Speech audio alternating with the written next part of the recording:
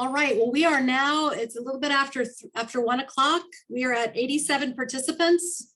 So I believe we'll get started in just a minute. I guess, first of all, welcome everyone to the South Carolina Wind Energy Workshop. We're so pleased to have you all join us. We had over 150 folks register, so we might still have folks joining us today. The good news also is to those who, like many of us, have a million things scheduled at the same time. If people can't make it who were registered, we will be able to provide a recording. So I want to before we get started, I'm going to turn it over to, I think what I'll do for starters is turn it over to Hylea O'Quinn, who is our energy policy specialist in our office today. And she's going to go over some basic housekeeping items. So Hylea, would you like to get started? Sure. Welcome to the South Carolina Wind Energy Workshop, everyone. I'm Hylea O'Quinn, Energy Policy Specialist for the South Carolina Energy Office. We are doing our workshop webinar style. So as you've noticed, if you're an attendee, your audio and your video has been disabled, but we do have ample amount of opportunity to do Q&A throughout the workshop. So if you do have a question, just raise your hand and I'll be able to enable your video and your audio to ask your question. Also, feel free to use the chat. I will put my email address in the chat. If you have any technical difficulties, feel free to reach out to me and we can get those handled throughout the workshop. Like Katherine said, it is being recorded, so you'll have an option to access this recording at a later date. Also, too, throughout the workshop, we will be doing some polling just to get some questions answered and see pick your brains a little bit. So they will be prompted on the screen. And during that time, Katherine will go through them and we will share some results live time. And I think that is all for housekeeping. Speakers and panelists, their videos and their audios will be enabled throughout the entire workshop. And if you do have any questions, please raise your hand or ask your question in the chat. But just to reiterate, we will have some Q&A throughout the workshop. So let me know if you have any questions and feel free to email me if you have any difficulties.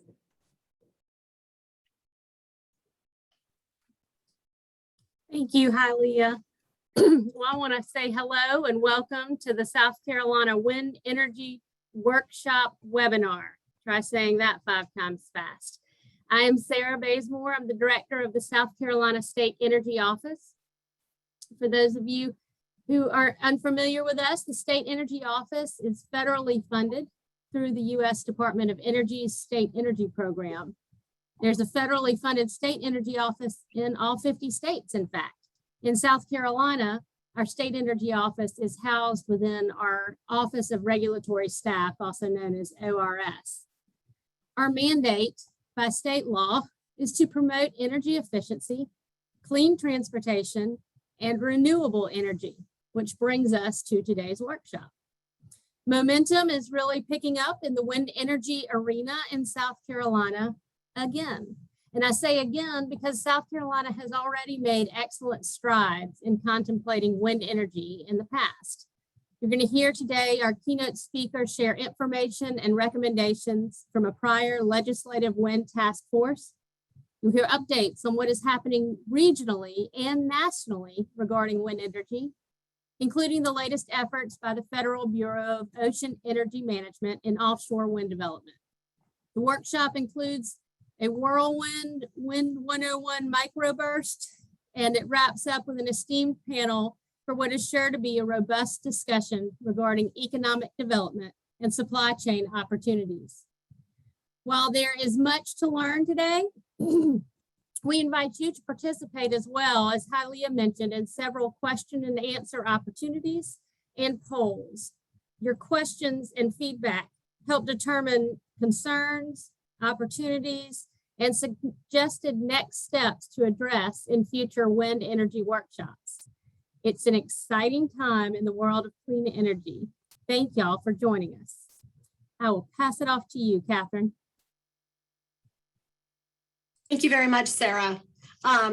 So my name is Katherine Reed. I'm the Deputy Director of the State Energy Office. And it's a real pleasure for me to also welcome all of you to this wind energy workshop today. Before we get into the content, I want to also explain that this is our first time using the Zoom webinar function. We've been living on Zoom for the last year and a half, but we added the webinar function. And somehow, because what I sent out yesterday, people have logged in as me because I gave you my direct link. So for those attendees who who are appearing as me, please change your name so we know who is actually in attendance. That's pretty ridiculous. So I apologize. We're all learning. Thanks for being patient with us. So it is so gratifying to see such strong interest on this topic. And I wanted to take a few minutes to let you know and give you some context about how this workshop has come about, and also to recognize the team that has made this possible. So as many of you might know, the Energy Office and the state of South Carolina have been strongly engaged in exploring wind energy for over a decade.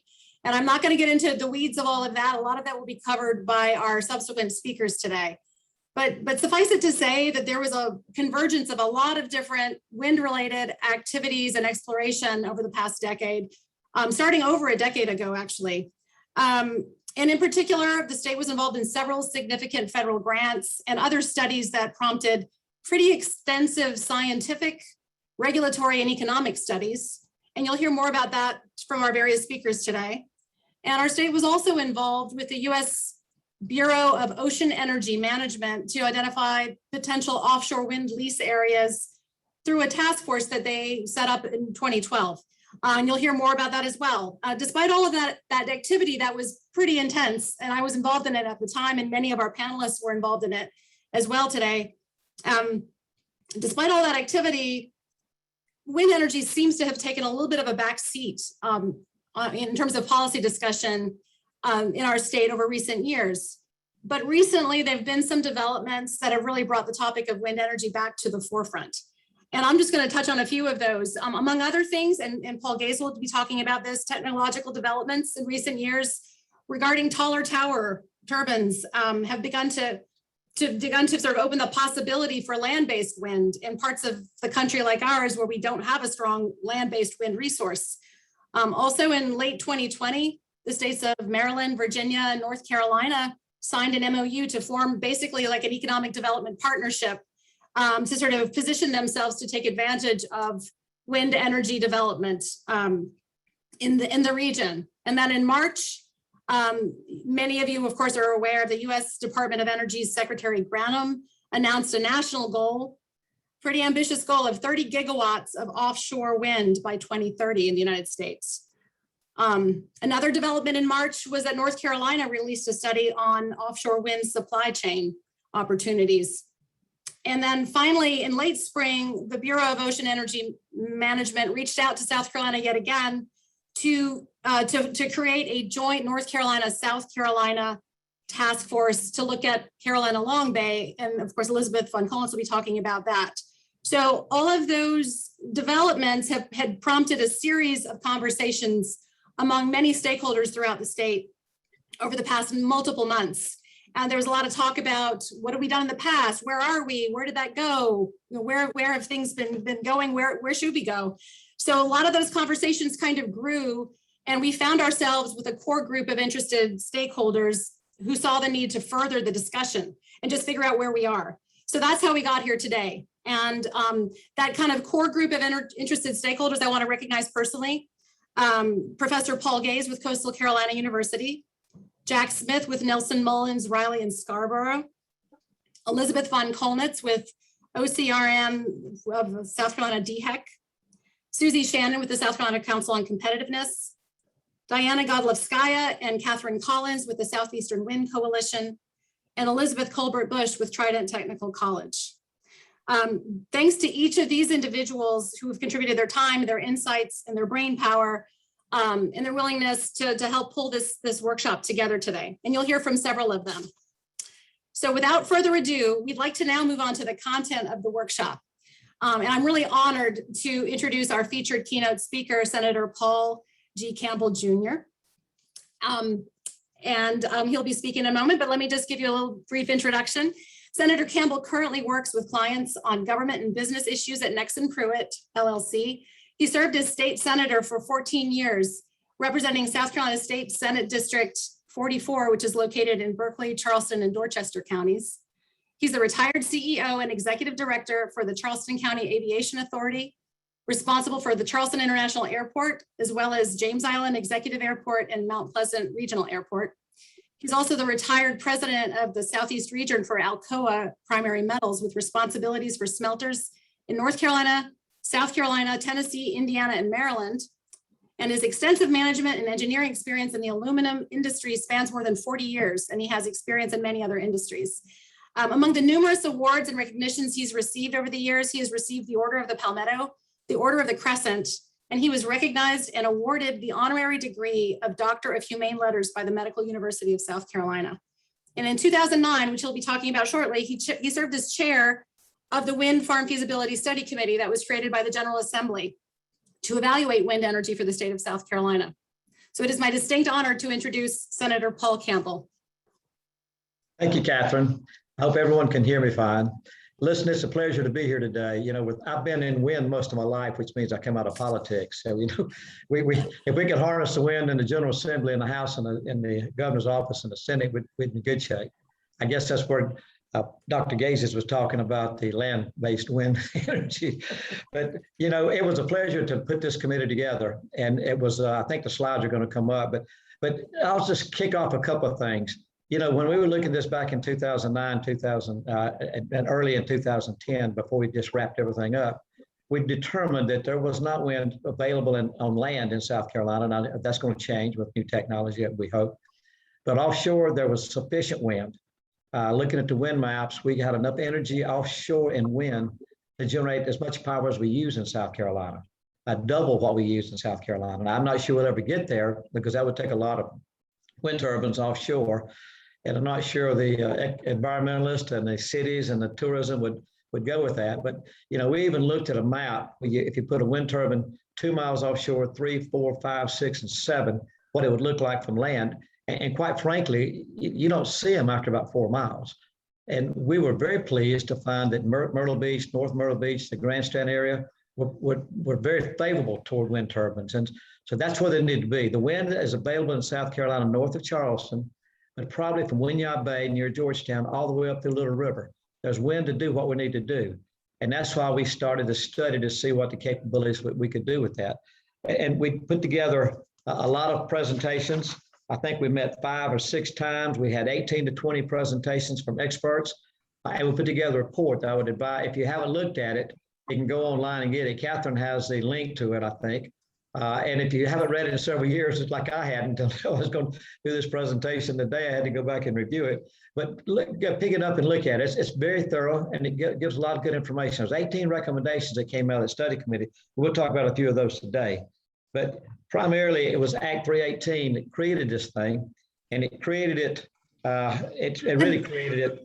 I go to the next one, if you would, please. It created it for the study committee, including but not limited to South Carolina is suitable for wind production on land or offshore. And at that time, we kind of ruled out land. Maybe we can bring it back in now with the new technology. We looked at economic development and environmental impact in the state. And we looked at the cost of a wind farm installation and the opportunities in the state to go with this. We met through 2009. We held 4 meetings in Columbia and Georgetown. And again, there was 18 or 20 presentations made by experts. If the next slide will show you the members of the committee. And you can see we had some very straightforward people that know what they're talking about. And I will refer you to Roger Schoenfeld from GE. They're the ones that make the wind turbines in Greenville. GE makes the wind turbines up there. And so if you look at what we need to do, we don't have fossil fuel in South Carolina. We do have natural gas, but you got to go about 70 miles offshore to get it, which I don't think that's going to be possible anytime soon. But we got to take advantage of what we do have. We can make the wind turbines here. We have wind offshore. We've got the ability to test the drivetrains. We've got the ability to lay the cable offshore and make the cable. We got everything we need to do to put wind offshore South Carolina. And it kind of got sidetracked a little bit, probably some of the nuclear issues we had at Jenkinsville and some other things, but we kind of got away from it. But if you go to the next slide, you can see that the final report was done. There you go. It resulted in 18 different recommendations presented to the General Assembly and the governor. There were two basic recommendations, and I'm not going to cover all 18. I'll refer to the report to do that, but I'm going to cover some of them today. But we wanted clean energy production in South Carolina from offshore wind. We know we can do that, and we ought to be doing that. And we ought to be promoting the wind industry in the state, because that's good economic development. I think there's been estimated there's 550 jobs that can be maintained. That's not counting the construction of the towers offshore. So, it's a good economic source. If you look at the cost of the fuel, it's free. So we need to harvest the wind. It's not like coal. It's not like natural gas. I'd like to say we could look at nuclear again, but after the fiasco we went through, I'm not sure South Carolina's going to be ready to do that anytime soon. But by and large, what we really need to do is promote what's available. And if you look at renewable power in South Carolina, it's probably solar. And solar has a capacity factor of around 20%. Wind probably is 40% or better. Maybe the new technology can get even more than that. So we can produce power offshore, and we need to harness the wind. I mean, it's free fuel. It's not like you got to buy fuel, not like you got to buy coal or natural gas. So you can move forward with it. So we got to promote the wind, and we also got the making the turbines here, the cable we can lay offshore, the ability to lay them offshore, the bearings and everything that supports the wind turbines. We can do it here in the state. Let's go into some of the recommendations now, and that's on the next slide. Basically, the General Assembly issued a joint resolution in support of wind energy development in South Carolina. That was the first thing we had to do, was get the General Assembly involved. It's going to take support of the senators and representatives and the governor's office for this to go forward, because it's going to be a little bit of a bet that you're going to be able to do this and do it effectively and do it economically. So we wanted to do that. We did establish, or we should establish, I think we've already done one cut of it. I don't know where it stands now, but the clean energy standard, specific carve-outs for wind energy, for offshore wind. We got to do that. We got to recognize the potential that's out there. That's important to us. And we looked at the revenue to provide offshore wind. It's got to be balanced in a number of ways. If the wind energy goes offshore of North Myrtle Beach or Myrtle Beach, from Georgetown to the Little River, it's probably going to be handled by Santee Cooper. That's our service area. But what role should Duke play? What role should Dominion play? What role should the ratepayers play? We got to look at everything and balance everything. And if you bring power on shore, how do you balance it with the other generation sources? And Clemson at the Research Institute has the study to do that. Have the grid study down there. So there's a lot of technology here that we're advised to do all these things. And we do need to have a memorandum of understanding. You heard Katherine talk about the one we have with North Carolina, but we also need to reach out to Georgia. So those are the kind of things we need to do. And if you look at how the federal government defines this area of South Carolina, they do it by the state line. And in South Carolina, where you run the state line at an angle, it kind of cuts off some of the things for us. But again, we need a memorandum of understanding and work with North Carolina to do this stuff, because it's beneficial for the whole country, not just South Carolina, North Carolina. It's beneficial for the whole country. And I'm glad to see that we have a possibility of going onshore with the wind. Let's go to the next slide. What we looked at was creating a wind cluster to bring together the wind industry and include others. And then that goes all the way from GE in Greenville to the folks that make the cable in 2 different places in South Carolina, to the ability to test a drivetrain, to the ability to manufacture the nacelles and those type of things. We need to put together a wind cluster so that we can recruit others to do this. I think if you go offshore, and somebody can correct me on this in this panel with all the expertise we have, but I wouldn't go offshore unless I was looking at least a 10 megawatt system, 10 megawatt wind turbine. And we can go to 15. We can test up to 15 wind turbines for the drivetrain testing facilities at Clemson at the Navy base here. But by and large, you got to go offshore with 10 minimum, because if you're going to do 100 megawatts, you're going to take 10 of those things. And those are big things. A 10 megawatt unit is almost big enough to land a helicopter on it, probably than a nacelle. But I don't know if you want to do it with the turbines turning or not.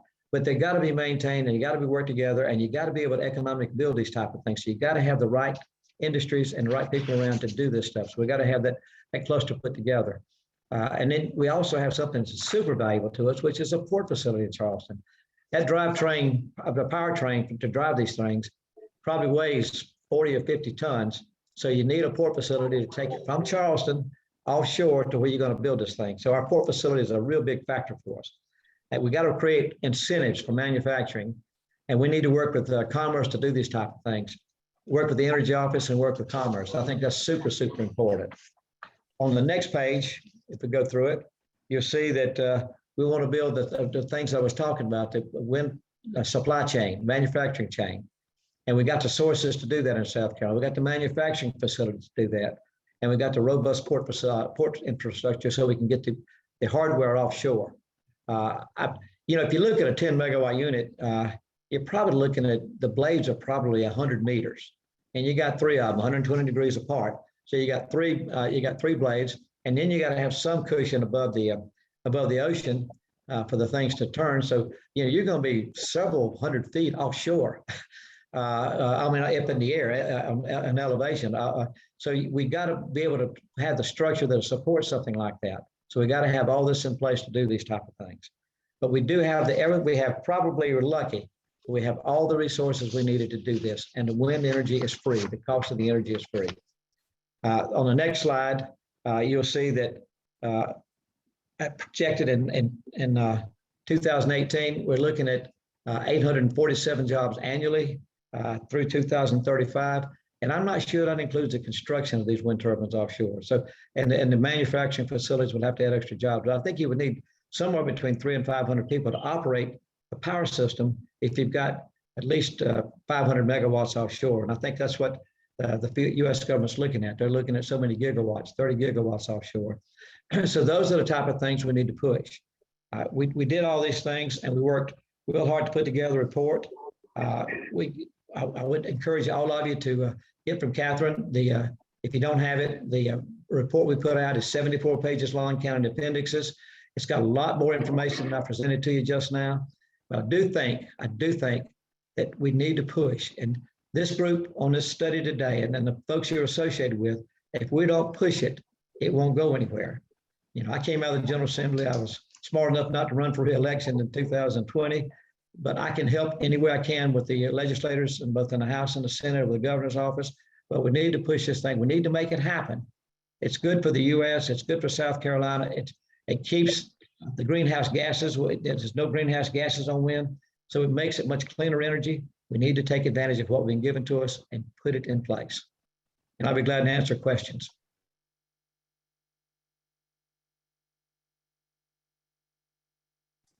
Thank you so much, Senator Campbell. That was really a helpful overview. And I wanted to also just mention, I just put into the chat, hopefully everyone received it, the link to that final report that he referenced from the General Assembly. Good. It's helpful context. Thank you, because it's very useful, and it goes in a lot more detail than what I just covered here just in the last few minutes. That's great. And I'm looking at so anybody have any questions they want to put into the chat? I'm going to go check what we have here. There is a question here, and this might be more that might be covered later. How does the wind profile 40 plus capacity factor match to the 8760 load profile for electricity usage? That's a very technical question. I don't think that's for this particular panelist, but we can make a note of that and make sure we address that a little later. Yeah, I would be interested in what Dr. Gaze has got to say about capacities now, because I'm talking 10-year-old technologies, and it may have improved since then. And I would expect him to cover part of that. But solar only works if the sun's shining. It doesn't work at night. It doesn't work if it's cloudy. It doesn't work if it's raining. Wind blows all the time. And if you see a wind farm, you'll see some turbines turning and some stopped. But effectively, it blows all the time. So it's not something it has to be with daylight or sunshine or something else. We can harness that and use it. And it has a better capacity factor because of that. Good point. Let me see if there are any other questions. Okay, somebody with my name says, can we provide a contact information for the speakers? Apologize about that confusion. Yes, we will make sure that we have information provided afterwards. We will follow up and make sure that that's available for sure. Any other questions for Senator Campbell about the report, about the conclusions? Because that was a pretty intense time, and I know our subsequent speakers are going to talk about it. But at the same time that the General Assembly was studying this, our state had received a pretty significant amount of federal funding to explore a variety of aspects of wind energy.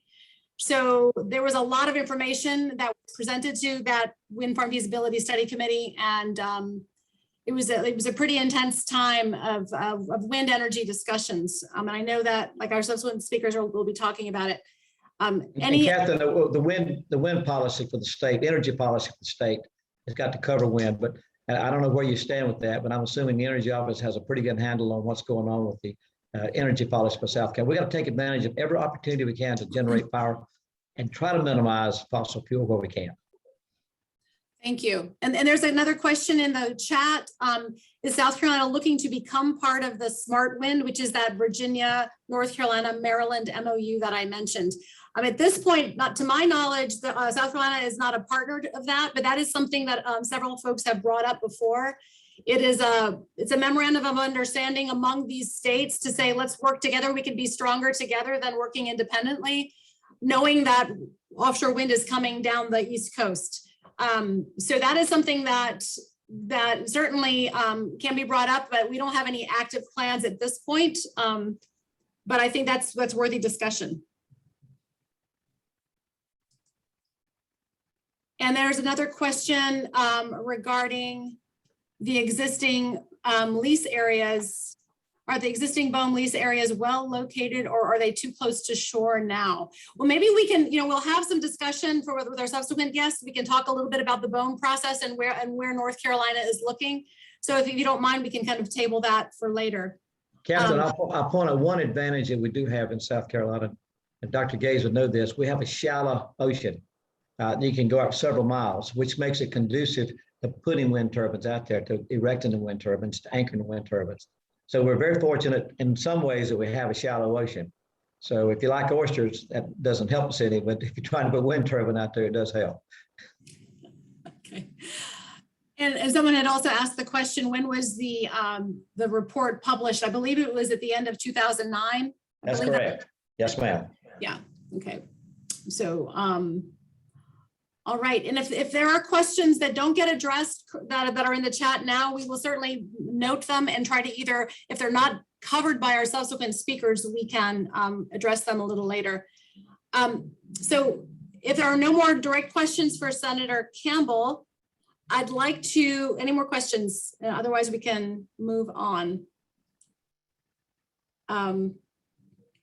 Okay, so what I will do at this point, thank you so much, Senator Campbell, for your remarks, and really appreciate your being engaged in this discussion. We now have, as Hylea had mentioned, a series of polling questions that we're going to sort of pose to all the attendees throughout this, this workshop today. And the first one is just kind of to take the temperature of all the participants. So here we go, we're calling it a debate. What are your top concerns around wind energy? And if you can just, if all of those of you can please, unfortunately, hosts and panelists cannot vote, but the attendees Reliability. Can all vote, and they will not all show up as me. So please do, please do that. And then as soon as the results come in, Hylea is going to just show them on the screen. So we have cost to implement, reliability, negative environmental impacts, visual impacts, or other. And if indeed you choose other during any of our polling, at the very end of the workshop, we will have a survey and we'll give you an opportunity to fill in stuff that doesn't fit into a questionnaire. All right, Hylea, what do we have in terms of responses? About 54% participation. All right. We can. Everyone will please just complete it. And I guess we can't expect complete participation, but if we get a little closer to 60, and then Hylea, you can share with us the results before we move on to our next speaker.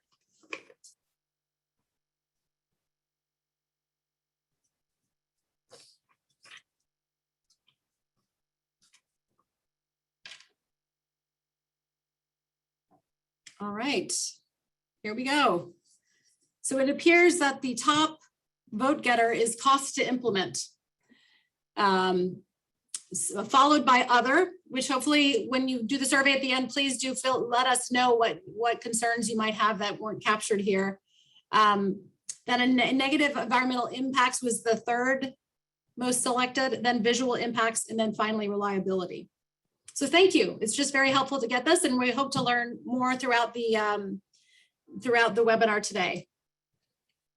All right, well, thank you so much. And without further ado, I think we'll turn to our next speaker to provide some context on the national and regional level. We're really thrilled to have Katherine Collins with the Southeastern Wind Coalition join us today. She has served as president of the Southeastern Wind Coalition, also known as SEWC, since October 2015. Catherine manages the SEWC's programming and operations across 11 states, working with a variety of stakeholders to promote land-based and offshore wind, promote wind imports, and to promote the region's supply chain assets. Her experience in the wind industry includes working in finance for Boston-based developer First Wind, consulting with Vestas R&D to formulate a federal grant funding strategy, and serving in a role as business development manager for the Wind Alliance. Catherine's also worked in other renewable energy capacities, in part as an analyst for the Nicholas Institute and authoring a paper for the National Renewable Energy Lab on third-party power purchase agreements, financing of solar systems. It's my pleasure to introduce Katherine Collins. Thank you, Katherine. And if Hylea, you could pull up her presentation.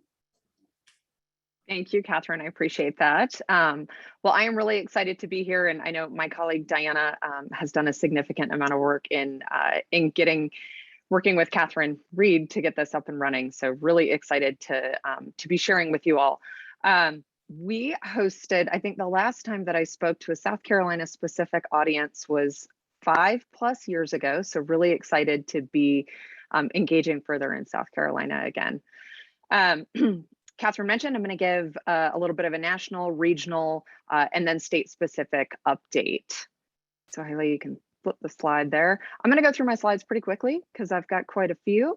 We already talked about the Southeastern Wind Coalition and what we do. We work in 11 states across the Southeast. Myself and Diana work specifically in South Carolina. You can go slide. I think the next slide is just going to say national. You can flip. So for a quick national overview, and this is really important when we're thinking about economic development, supply chain, and actually energy development.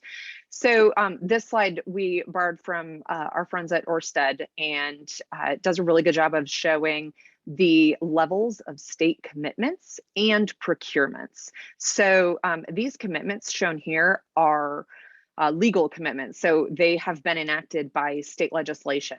It's not just a governor or an elected official saying this is what we want. These will happen thanks to legislation. So 25 gigawatts just along the East Coast. The reason that's so important, and we'll get into this a good bit, and I know some of the other folks in the supply chain will as well, is that we don't currently have a US-based supply chain. And so with a pipeline that is this strong and this solid, we do expect to see the opportunities for that supply chain grow and continue to move forward. Slide, please.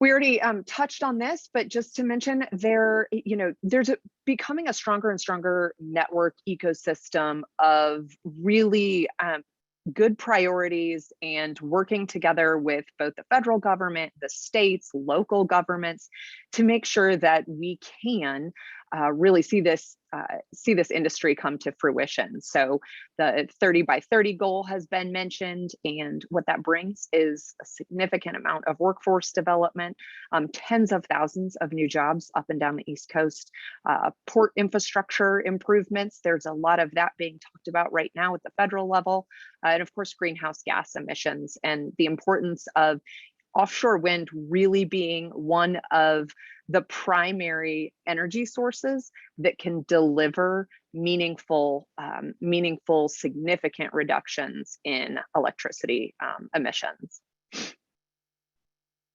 Next slide. And then I'd be remiss if I didn't mention, so the US has 2 operating offshore wind farms right now. The first is Block Island. It's 3 miles off the coast of a very nice vacation island that sits off the coast, just off the coast of mainland Rhode Island. They have 5 6-megawatt turbines. Senator Campbell was talking about the size of these turbines. I think there were a couple of things, and I threw one in the chat as well. The turbines that we're looking at now, the minimum megawatt capacity of these is going to be in the neighborhood of 12 megawatts, and most of them that we're going to see erected over the next decade are going to be 14 plus megawatts each. But one of the interesting things I think to note about this project is that although it was built in Rhode Island, the foundations were designed and manufactured by Louisiana-based companies. So it just goes to show you that there's a significant amount of opportunity for states to participate, even beyond projects that are being constructed just off their borders. Next slide, please. All right, so I'm going to talk a little bit about Virginia, North Carolina, and then move to South Carolina. So Virginia has the second currently installed project. It is a pilot project. It is 2 6-megawatt turbines, same size as the project in Rhode Island, so 12 megawatts. And this was a partnership between Dominion Energy and Ørsted Energy. So it is now owned and operated by the regulated utility, Dominion Virginia. It is very far from shore. It's 27 nautical miles off the coast.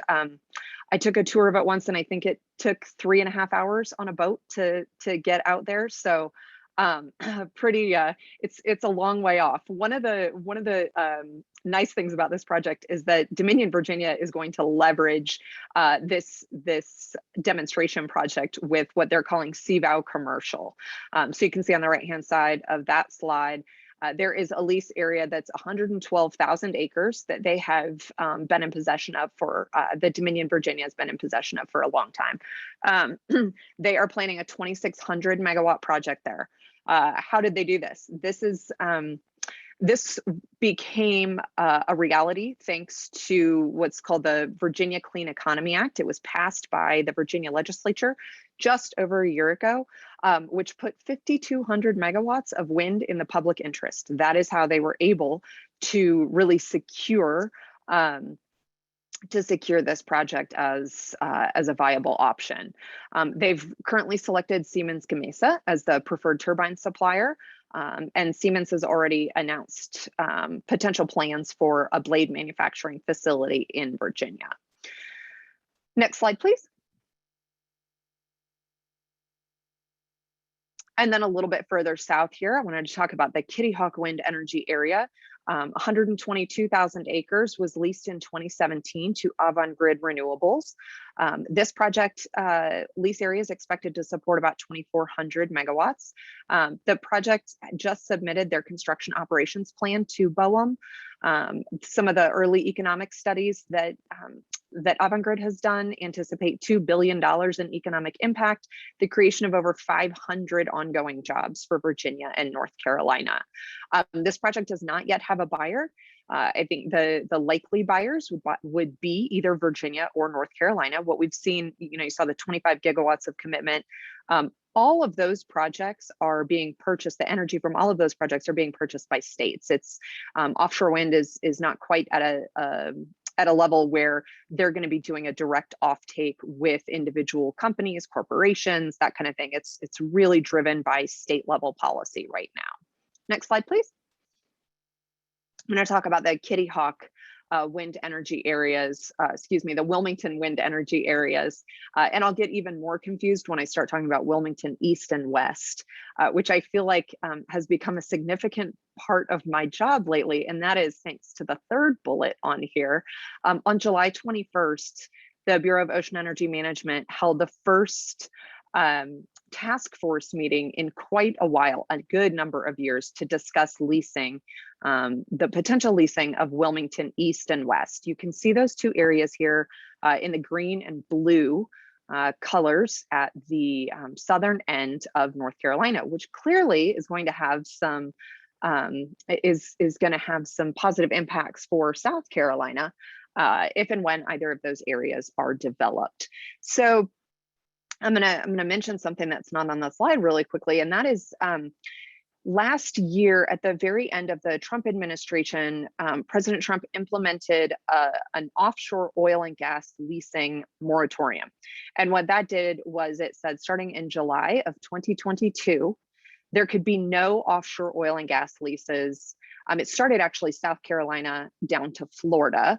And then North Carolina said, well, we don't want offshore oil and gas leases off our coast. So it was expanded to North Carolina. The moratorium, although it was never intended for wind, did end up in the end actually including wind energy areas. And so we are in the unfortunate position where unless federal law is changed, and it will require an act of Congress in order to change that moratorium, starting in July of 2022, we cannot have any additional wind energy leases from North Carolina down to Florida. One of the reasons this is important, there is proposed legislation, but it's going to need a lot more support from a number of federal legislators before that is implemented. So that is a priority, I guess, for the Southeastern Wind Coalition. And the reason that I mention it now is because it has become a priority for Boehm to go ahead and lease. Move forward the lease process with Wilmington East and West. And that is because those areas have already been identified. They have already been vetted to a pretty significant degree. And after July of and the lease needs to take place before July of 2022. The Smart Power MOU has been mentioned a couple of times. What I will add to that, the Southeastern Wind Coalition would love to see South Carolina become part of this regional memorandum of understanding. That was certainly our hope when we started talking with some other states about crafting a regional MOU. The idea behind that MOU is to standardize any regulatory procedures that would be required at the state level, which mostly from it's all about offshore wind. The regulations would be mostly with transmission because these leases are in federal waters. The only piece that really affects state level regulations is going to be the onshoring of those transmission cables. And so standardizing regulations across the states and then working together to figure out how do you maximize supply chain benefits, given that you saw the 25 gigawatts of offshore wind commitments along the East Coast. How do we make sure that the Mid-Atlantic and Southeastern states can maximize those economic development benefits? So that's part of where it's at. And it's representatives from that meet quarterly right now from each of those states appointed by their governors. Next slide, please. All right, on to South Carolina. So this has already been covered. I'm not going to belabor this, but South Carolina has been involved in figuring out how we can make wind energy and offshore wind energy work for a long time. So there's a lot of really good knowledge, a lot of great momentum, folks who, like Senator Campbell and others who have a good history of what we've been working on in South Carolina over the last decade, and all of the data and knowledge and momentum that we've amassed. Next slide, please. And then, and I think you have to click forward a couple of times. Senator Campbell mentioned this as well. So what makes South Carolina a great place to develop? We have shallow water that goes very far offshore. And this is because we've got the outer continental shelf. California drops straight off into very, very deep waters and can't take advantage of what we call fixed bottom foundations. Fixed bottom foundations are currently the least cost way to install offshore wind turbines. And so there's a significant advantage in terms of having a long, shallow coastline where we can develop. Next slide, please. Great. And then here you can see the call areas that Boehm has identified for South Carolina. The left is 90-meter wind speeds off the coast at 90 meters. And so you can see some of the strongest areas of wind regime are up off the coast of Myrtle Beach. And as you go out a little bit further, especially near where you can see the Winya call area on the right, some pretty significant winds that are able to be developed. You can develop it at lower wind speeds, but obviously the higher wind speeds you have, the more economical that wind power is, which is clearly very important and has been identified as something that's important to all of you per the last poll. The only other thing I'll mention on this slide is that a call area is the step before a wind energy area. So those two colored areas that you saw in the North Carolina Boehm map are kind of one step ahead of these areas. So if tomorrow South Carolina said, we really, really need these wind energy areas leased, these areas are not in a place where they haven't been narrowed down with to consider other factors such as, you know, more stringent environmental factors, more stringent DoD factors, shipping lanes, all that stuff. These areas were identified quite a while ago, so I would expect some changes to those before they became wind energy areas. Next slide.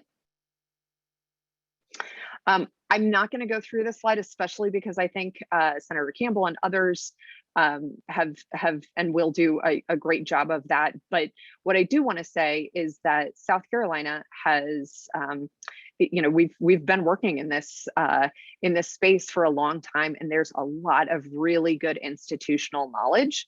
The local resolutions on the right-hand side from North Myrtle Beach, City of Charleston, and North Charleston, those resolutions are in favor of offshore wind. They say, hey, you know, we recognize we might be able to see these turbines from shore. This is still something that is very important to us. We recognize the economic development benefits, the environmental benefits, the homegrown electricity benefits, and this is how we want to proceed. So I think that's really important to have that from coastal communities.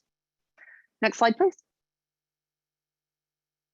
And manufacturing, we're going to hear a good bit about this later, so I don't want to belabor this too much, but it's the reason that Southeast states right now are really having some of these important conversations. I'm excited to hear from Nexans, who we list here as one of the 15 active wind manufacturing facilities currently in the state. You know, this graphic is, we have an interactive supply chain map on our website, on the Southeastern Wind Coalition website. And it's always fun to go poke around and see who's already in this industry, who's in the industry from a land-based perspective, and is going to be able to greatly expand their business to include offshore. So very, very exciting. And I think that's my last slide. Leah, if you don't mind moving forward. Yep, that's it from me.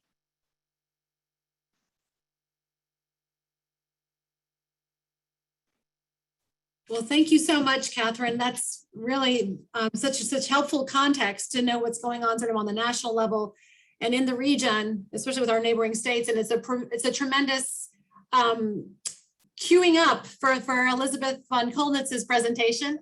So we'll have Q&A after Elizabeth's presentation. So let me just move on to introducing our next speaker. Thank you very much, Katherine. Really appreciate that. Elizabeth von Kolnitz serves as Chief of South Carolina DHEC's Office of Ocean and Coastal Resource Management, affectionately known as OCRM or OCRM. She manages and directs the overall functions of OCRM, including direct permitting activities and implementation of the state's Coastal Zone Management Program. She serves as member of the department's Environmental Affairs Management Team, and she has been with the department since 2005. And previously served under the OCRM's Coastal Services Division, developing and implementing special policy and planning initiatives, including ocean energy planning and emergency management planning and coordination. Before coming to DHEC, she also worked for the South Carolina Department of Natural Resources Marine Resources Division as Assistant Director for Public Affairs. And notable for this particular panel today, she was designated by Governor Henry McMaster to represent South Carolina on the newly established Bureau of, this is a long name, Bureau of Ocean Energy Management, North Carolina, South Carolina Regional Task Force for Carolina Long Bay. Probably left out a couple of words, but there you go. It is really my pleasure to introduce Elizabeth von Kolnitz. Thank you for joining us today. Thank you, Katherine. Can everybody hear me okay? I appreciate you and the Energy Office for hosting this, and certainly look forward to learning more from the presenters. And thank you, Katherine Collins, for setting up and teeing all of this up for me can take over kind of at this next point and not have to go into too much history maybe. So I was asked to provide a little bit of an update on, as Katherine Reed said, on Boehm's Carolina Long Bay Task Force. I wanted to give you a little bit more information on what they are doing, they being Boehm, and where they are in the leasing of the Wilmington East wind energy areas. So next slide, please. So as Katherine and others have mentioned, the moratorium that has been put into place that is set to be initiated in 2022, July of 2022, really has spurred some recent action by Boehm to look at the possibility of leasing areas off of North Carolina's coast in the Wilmington, east and west wind energy areas. As you can see on the map, and as others have mentioned, that these areas are, relatively close to South Carolina's border, and certainly would have both positive and possibly impact resources in South Carolina. So one of the reasons Boehm was pulling together this task force was to provide South Carolina with an opportunity to give some feedback and input into this leasing process, which was very important. So Boehm did initiate this task force this past spring and invite us to participate, comprised of almost 500 federal, tribal, state, and local government officials from North Carolina and South Carolina. The first meeting was held virtually last month on July 21st, and it was attended by approximately 106 task force members and 150 members of the public. The purpose of the task force really was to provide some background on what has been happening in the lease planning activities, specifically for the Wilmington East wind energy areas. Boehm presented a draft proposed sales notice. This is part of their regulatory process, their leasing process. That information was provided to task force members for specific comments to get feedback so that they can begin to hone in on a proposed sale notice for publication. So next slide, please. Thanks. So several federal agency representatives were asked to provide input on the leasing process and on the draft sales notice.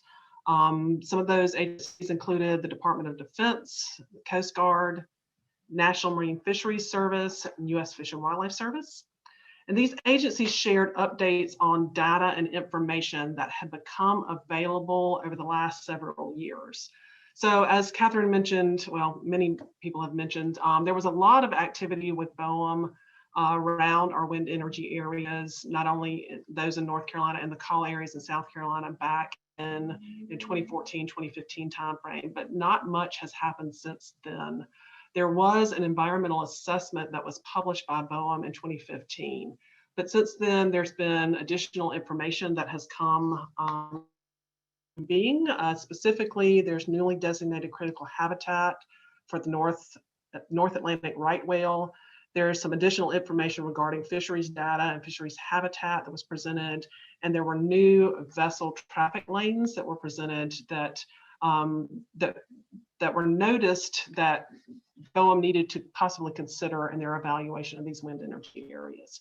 Most of the concerns were related to the Wilmington West area. So if you remember the map before, there was an area, a wind energy area closer to North Carolina that is called the Wilmington West area.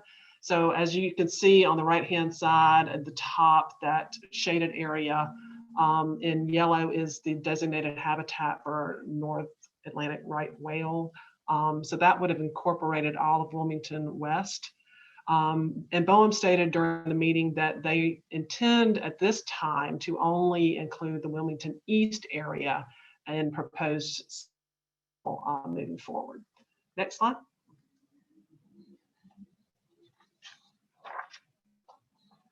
So as Katherine Reed mentioned, Governor McMaster's office had asked me if I would pull together some information from many of the state agencies and other stakeholders to provide input and a perspective from South Carolina, specifically regarding the draft proposed sales notice that Boehm was looking for input on. But initially, I was able to provide a very brief overview of some of the activities that were going on in South Carolina, including the fact that the state has been exploring the possibility of offshore wind for over a decade through much of our research and study committees and other task force that have been brought up earlier. Also mentioned the strong manufacturing base within the state and the various reports that highlight the barriers and the opportunities in the state's offshore wind industry. But I also felt like it was important, based on some feedback that I'd heard, that to ensure that I acknowledged that there had been a lot of time that had passed since Boehm had initiated our task force in South Carolina and identified these areas, and that we have had a significant growth in coastal population since that time. So one of the things that we wanted to make sure that Boehm took away from our comments was the need to ensure that stakeholders were properly re-engaged in this process and had an opportunity to provide comments and have their voices heard. So we did offer specific aspects, comments on aspects of the proposed sales notice, but overall our message was to strongly recommend that Boehm include safeguards in the proposed sale notice by requiring the leasee to engage in meaningful outreach with ocean stakeholders and the public to ensure that their voices are heard. And additionally, because as I mentioned before, the environmental assessment process was done in 2015, that environmental assessment was done for North Carolina.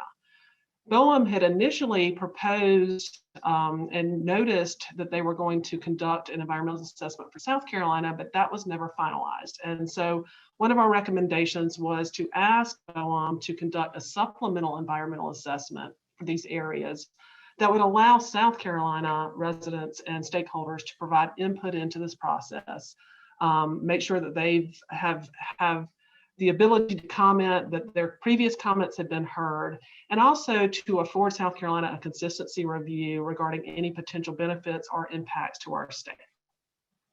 Other recommendations included ensuring that ocean stakeholders and maritime industry could continue to navigate safely and access areas and avoid conflicts of use. To encourage a leasee to provide benefits to underserved communities, specifically including workforce training, and to include lease stipulations that would help strengthen the domestic supply chain. Next slide.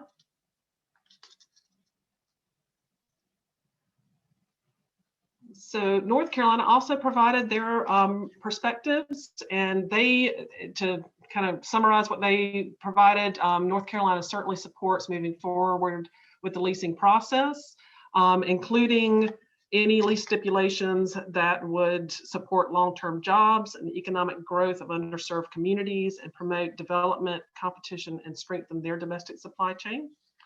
At the end of the meeting, the public was also provided with an opportunity to comment, and the main themes around that public comment and feedback was the importance of collaboration and communication with federal partners and stakeholders. They highlighted the potential economic and environmental benefits of offshore wind development on coastal communities, the importance of wildlife and natural resource protection, including significant amount of new information available since the 2015 environmental assessment was conducted, and several expressed concern regarding the public comment process and requested that Boehm provide sufficient and appropriate public comment periods throughout the process. So that's kind of the key highlights from the meeting. I certainly have additional information if anybody is interested, but do want to point out that Boehm intends to post all presentations and a recording of the meeting on the Carolina Long Bay Task Force webpage. That will be coming out soon. We did see some minutes and copies of a summary of the meeting. So I anticipate that should be up in the coming days. And certainly we can send out that link soon. Next slide. And quickly, I know I'm running up on time. I do want to take just a few minutes to talk a little bit about the processes and the next steps that are coming up from the authorization process. So based on the comments that Boehm received at this meeting, they have recently noticed as of last Friday that they are intending to prepare a draft supplemental environmental assessment. They did make this announcement Friday. It will be open for 30 days for public comment. Comments can be submitted through the regulations.gov website, and the docket number is noticed on this slide. You'll need to input that to make sure you get to the appropriate spot. But the supplemental environmental assessment is really designed to evaluate the previous EA. That EA resulted in what we call a FONSI, a finding of no significant impact. What they will do is take those findings, review the current science and information that is available, and determine whether there are any additional foreseeable environmental impacts that may be coming up through any site characterization activities or the site assessment activities. So next slide. So from a process standpoint, you'll see there's a lot of time and effort and energy that is that comes in before the proposed sales notice. We are currently in this environmental assessment process and public input stage, but Boehm is looking to initiate the proposed sales notice sometime soon in the fall. They are looking late October, early November. I think that depends on the supplemental environmental assessment that. So that proposed sales notice will be published in the Federal Register. It will identify the sale area. Right now, we are aware that it's the Wilmington East area. I guess there's a possibility that it could include the Wilmington West area, but we're not hearing much indication on that. And it invites bidders to qualify, so they have to do that through their certain legal and financial and technical requirements of that. But most importantly, there is a 60-day public comment period associated with a proposed sales notice. So this is the opportunity for stakeholders to get engaged and provide that feedback. And just as an important note, that is the last time within the sale of lease sale that public input is afforded. So once that has done, after considering those comments, next slide, just kind of, this probably just forwards through with the little star moving, and they'll move on to the final sales. And so we basically at that point, that final sales notice really is published more for the qualified bidders to let them know of the time and the place and the method of the auction. And so at that point, Boehm would conduct the auction and would grant the lease. At this point, really just kind of showing this process slide to show, I think there was a question in there, how long does it take to get from, to initiate and see the development of offshore wind farms. So it's important to understand the lease that is granted does not grant the right to develop the wind energy site. So it really just provides them grants them the ability to submit the plans and the information to Boehm. But there are a lot of steps in this process moving forward, a lot of plan submittals, Boehm review, additional environmental assessments that would take place to get to that final installation in development of offshore wind. So there are standpoints where the public can input themselves again and provide some comments, but did want to make sure that everyone was aware of the supplemental environmental assessment public comment period that is currently open and the comment period that would open for the proposed sales notice sometime this fall.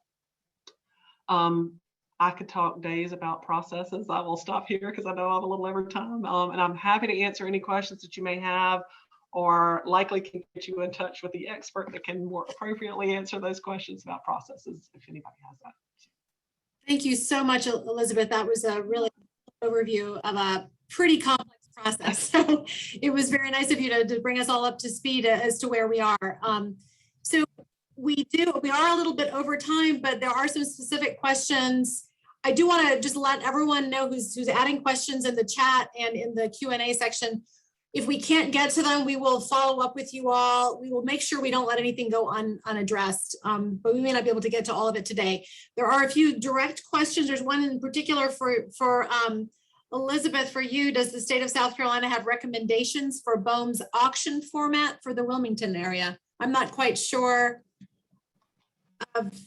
We did not provide any specifics on the auction format. No, the majority of our comments really were centered on making sure that South Carolinians had the opportunity to have their voices heard. And if there are any user conflicts that Boehm needs to be aware of in certain areas, whether they're commercial recreational fishing opportunities that may be in conflict with certain areas, ensuring that they've got an opportunity to communicate that and that Boehm has addressed that through some type of mitigation or at least identified transit corridors or whether or not individuals can access these areas. So that was the majority of our comments. We did not comment specifically on the more technical aspects of whether or not it should be one lease or two leases. Our comments were based on whatever is the most competitive that would be ideal to ensure that that the area is developed in a manner that would afford the state the best opportunity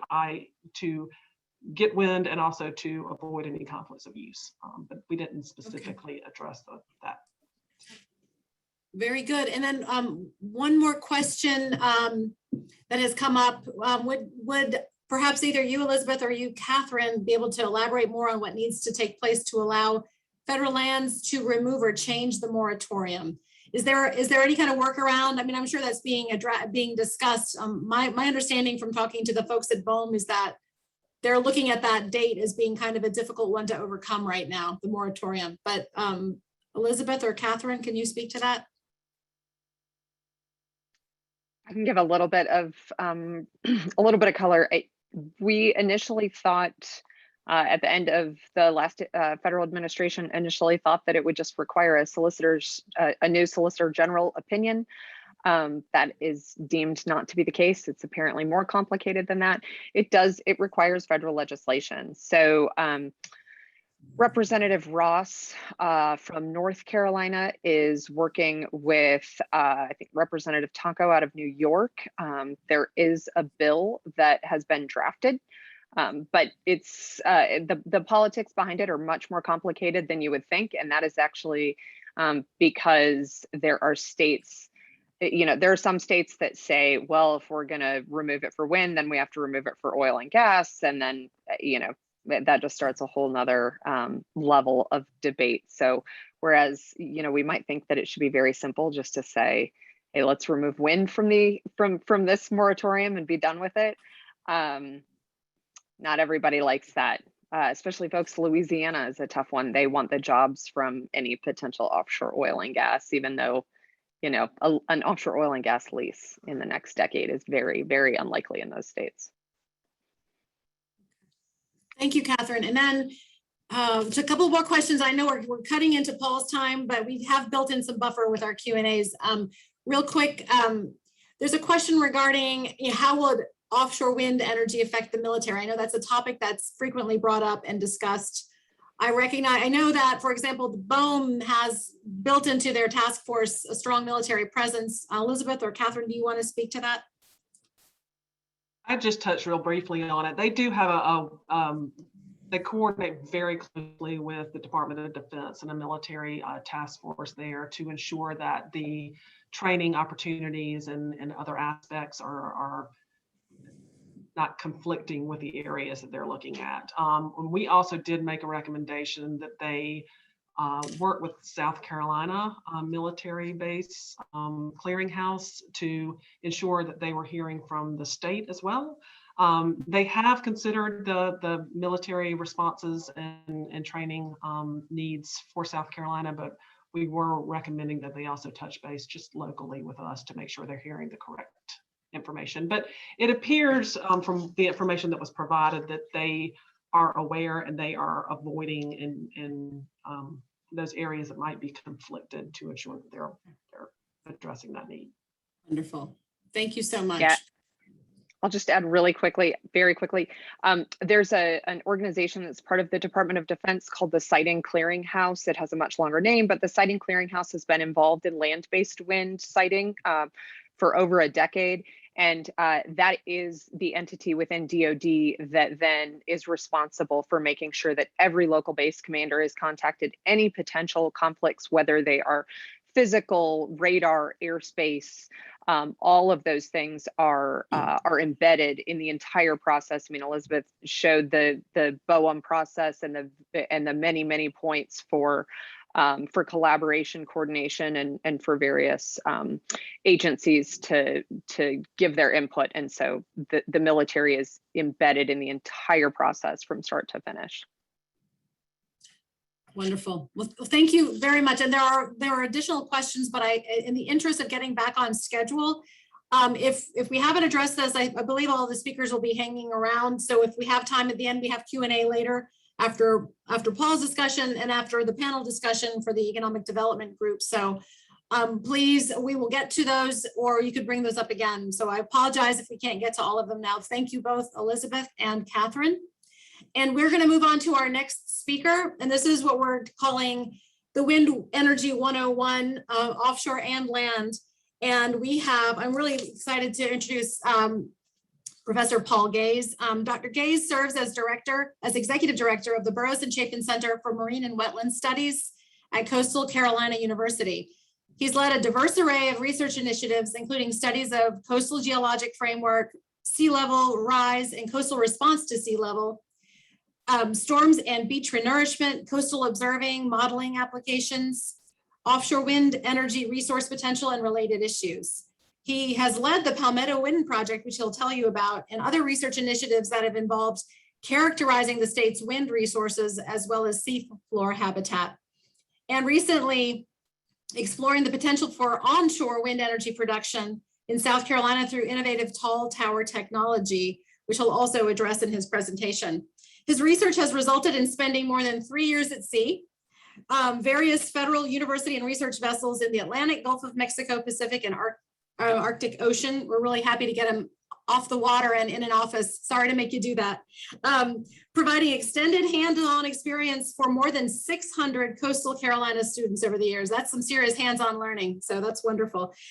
He's led initiatives at Coastal Carolina's Wadey's Island property, which is an 1,100-acre undeveloped section of Barrier Island at the North Carolina-South Carolina border that was donated to support research and education. And on that particular property, he'll mention this as well, there have been some studies that will help support wind energy, information about wind energy potential. So I'm extremely pleased to introduce Dr. Paul Gaze. Paul, take it away. Thank you, Catherine, and appreciate your comments when this was coming together, bringing the band back together. That's right. There's been so many people, Senator Campbell and Elizabeth and Catherine and others that have been working towards this for so long, and with such a kind of a resurgent activity right now. It's really great to have this workshop. So the next slide, please. So my goals here today is to kind of give a little bit of a primer into why are we talking about wind in South Carolina, some update on the activities to date on the technical side. You heard from our previous speakers of so much that's been done in terms of the regulatory approaches, other needs, the supply chain interests and such, but there's a lot of technical work has been done to date, a little bit on developing initiatives and recognizing that this progression along the coast is literally on our doorstep. We've been talking about this for the better part of 15 years, and it's been conceptual, and it is now at the border. It's now time to really get serious in South Carolina because it's here. And it's our opportunity to steer things maybe that were a little bit more distant in the past. And with that, it's an opportunity to merge some other things that can happen offshore in terms of what you hear about in terms of the blue economy and what that might look like in the future. Next slide. So wind is not a new phenomenon in terms of being used for a very number of applications. It's been used for a very long time. In fact, there is a fairly strong presence of wind turbines in South Carolina, but it's really associated with a different sector of the economy. Next click, please. Here, particularly along the Grand Strand, we see a lot of wind turbines. They're just not generating power, but they are part of an important part of the economy. And the point here is that these discussions about the offshore, many here in the Grand Strand area, which is kind of ground zero for all this, I've really looked over that horizon and said, this can be a twist on tourism. There's other things that happen with this besides being necessarily a conflict. There's the use of say artificial reef type of functions, tours that happen in Europe that go out and visit the farms and such. So there's this discussion that's been going on in the Grand Strand. It's very interesting. It's perhaps different than other parts of the country as we look forward to this. Next slide, please. So this is almost a very dated image from the Strom Thurmond Institute years ago of what the driver is. We have an enormous amount of movement to the coast and need for power. This was done years ago. I suspect the swell of incoming people into this area in the last several years may have well exceeded the projections from back in the day. So we've got to generate power. We've got to provide power for our communities for any number of reasons. The economy, recreation, residential, all this is very critical. So it's a very primary issue for us all. Next slide, please. So unfortunately, there's no magic bullets here. there's various sources that we get our energy from and can in the future, and has been discussed by some of the previous speakers. The moratorium on offshore oil and gas came about. So that's kind of an issue. The other challenges that come with that kind of energy source. The middle image here is referring to the levels of mercury limitations for fish consumption, which is kind of an artifact of coal-fired power plants and such. And on the right-hand side was an interesting sign on the beach in Hutchinson Island, Florida, where people did not want to see wind turbines. And if we click to the next slide, that image is just on the edge of the Indian River, and in the background there is the St. Lucie nuclear power plant. And it's not to say anything disparaging about nuclear power in particular. It's that these things have a footprint everywhere, no matter what you do. All right, so let's look at the full discussion when we have it, and I think it'll be a productive way to go. Next slide, please.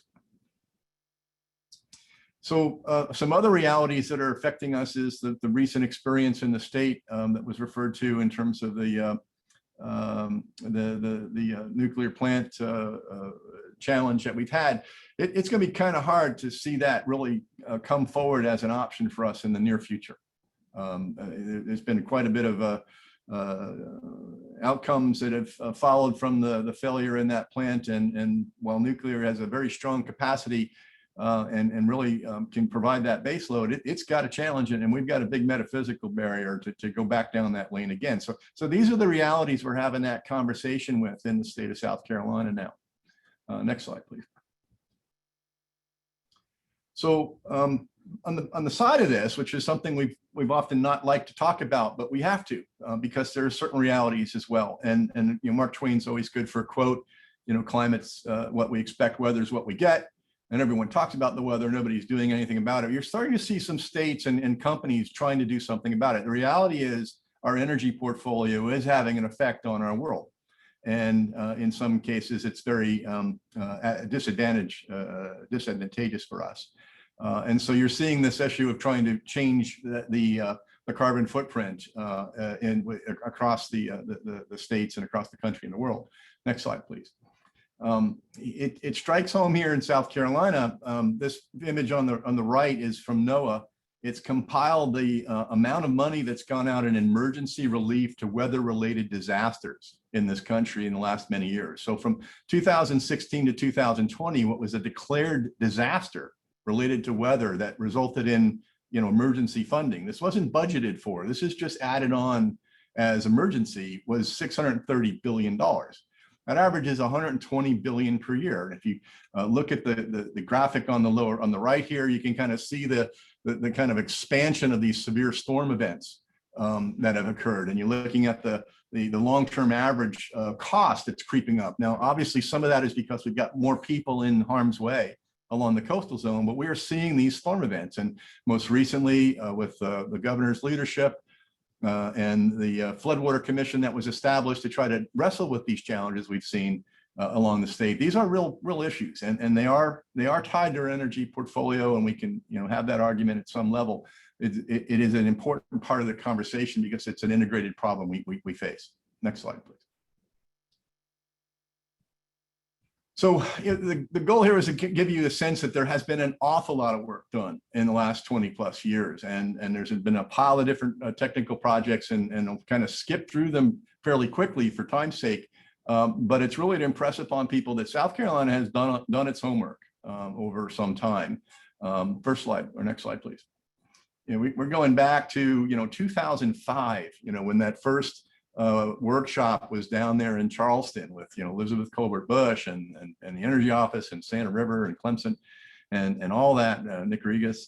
You know, it's come very long way since then, as has the industry in our state. So the game is really different than when we were first having these conversations. So having this discussion now and revisiting it in the lens of today is really important. But a lot of work's been done. There's an initial effort putting, you know, first assessments of the resource with some anemometers put up and down the coast.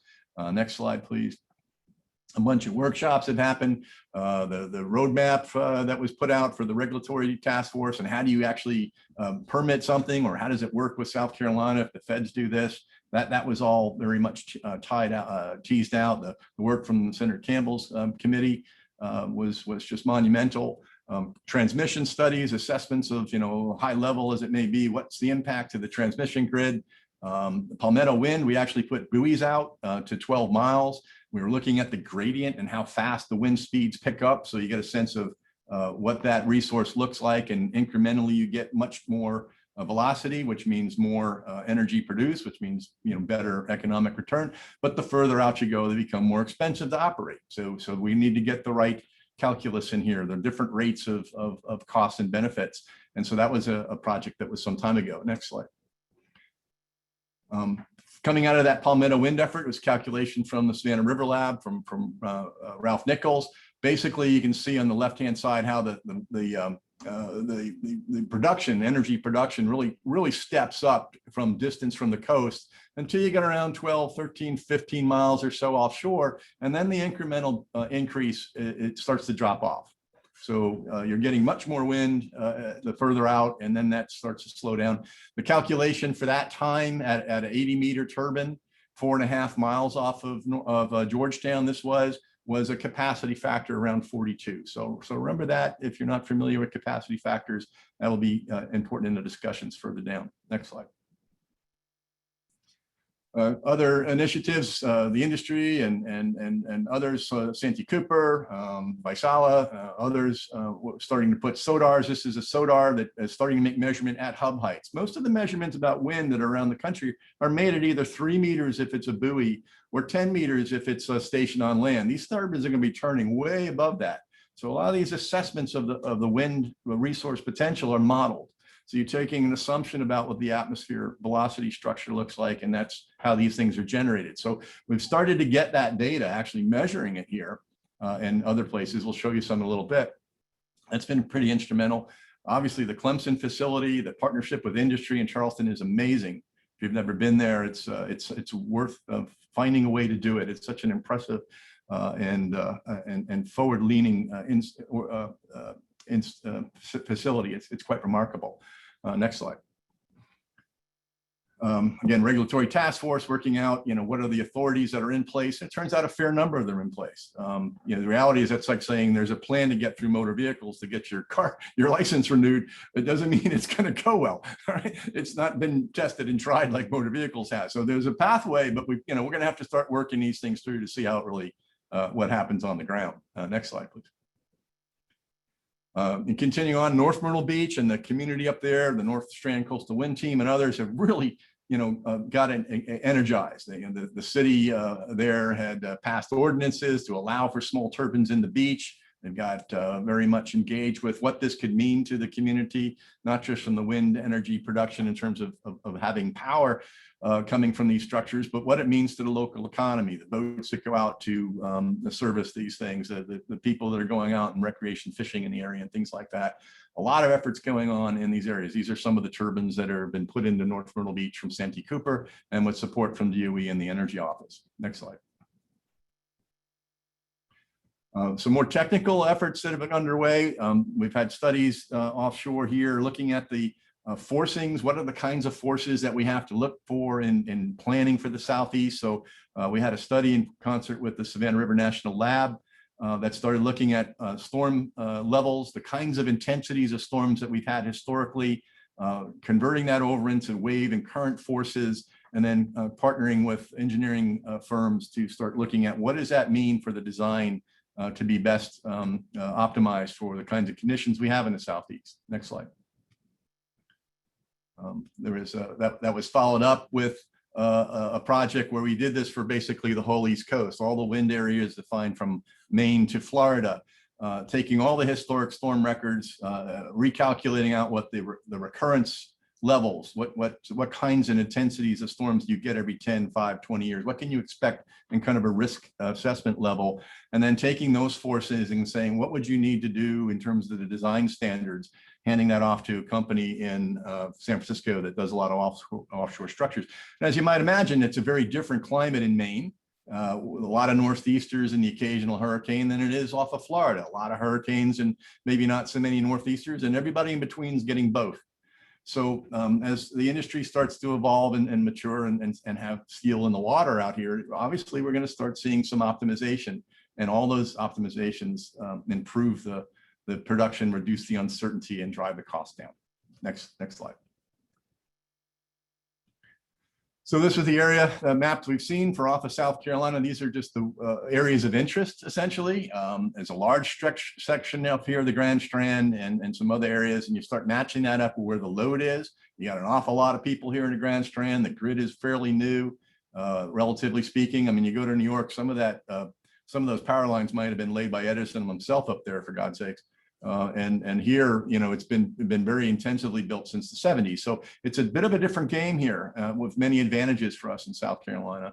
What we had done with our partners at the USC's Earth Science Research Institute and the South Carolina Institute for Archaeology and Anthropology was a focus area here just southwest of the Wilmington West. We did a study of the characterizing the habitat for potential critical fish habitat, as well as potential archaeologically significant areas that we might want to avoid. But it's only a small section of this potentially vast area that was imaged. So next slide, please. So that study is basically been done. Some previous work on the left-hand side shows a lot of geophysical mapping we did with USGS from the border of North Carolina all the way down to Georgetown, out 5 miles. That was imaged on other processes, other interest that is available to this discussion for wind. These cables have got to come ashore. There's got to be geotechnical studies and things like that. There's another kind of patch here between that USGS project we did back in the early 2000s and this blue boxes, which we did with Boehm.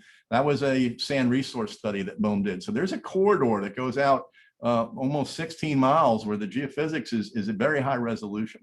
So that is a huge amount of leg up on some of the things that would have to be happening here down the line. Next slide. So I want to start to focus a bit on what's going on now. And so these SODARs have been placed in the region. The right-hand side is data that's coming from industry, the upper right-hand corner, basically saying as you go further and further up away from the surface of the earth, the velocities get greater. You get away from the boundary effect. And so it makes a difference of what the shape of that curve is. It's because the energy you're getting out of the wind is a function of a cube of the velocity. So if it's twice as much of velocity of wind, nominally you're getting 8 times more energy out of it. And every little bit more wind is a lot more energy, which changes the cost game. So the structure of that curve becomes rather important. There was some work done with Santee Cooper and Waisala and some of the other utilities in the Southeast, and looking at the shape of the curve. And it turns out that there is a bit more favorable shape to that curve. It's so convective here. Some of you are probably experiencing thunderstorms today, and that convection is helping those strong winds get down closer to the land than we might have thought otherwise. This is SODAR data from here on campus during Hurricane Michael. And the bottom line is on the upper axis, the y-axis is velocity, and then the lower is date. And these the lower part of the squiggly lines, the greens, are the velocities at say 20, 30, 40 meters above the surface. And the upper part of those lines, the oranges and such, those are velocities at 150, 180, 200 meters where turbines might spin. So if you go and look at this area, say around the 10th, October 10th, there on 2018, down around the surface, you're talking around, maybe 5 meters a second. But when you get up to where these hub heights would be spinning, it's more than twice that. So again, that kind of difference in velocity as you go higher is really critical, because there's more energy, which means there's more money, which means the economics get better. Next slide. Oh, and Paul, I hate to interrupt. So we're kind of going over. I know you have a few more slides left, though, but maybe kind of wrap it up kind of soon. Thank you. Got it. Hate to too much discussion. So these are just the maps of showing the improvement in onshore wind potential as you go higher heights in South Carolina, in the Southeast. So not much at 80 meters, quite a bit when you go to 140 meters. Next slide. And this is just the overall map at 100 meters now for South Carolina. Next slide, please. We really need to get to this discussion. This is work done with Sri Srithian At Iowa State University, Shree's group has developed this taller tower technology. You can build on site and go up to these higher elevations without having to worry about transportation issues and such. And so they took data from these SODARs and looked at what the wind energy production, look at what this green line is on these diagrams. That's basically at a 42-43% capacity factor, which we'll play in just a second as to what that means. But as you can see, the capacity factors go up as you go higher in elevation. So this is a site from on campus at Conway, 10 miles from the coast. Next slide.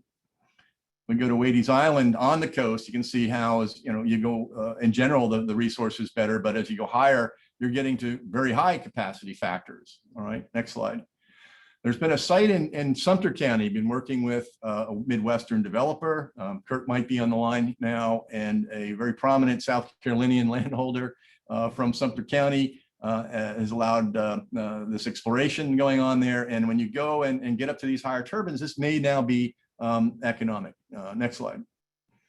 So where that green line is, it's the kind of magenta line here. It's the capacity factors of the projects that have been built in this country over the last many years.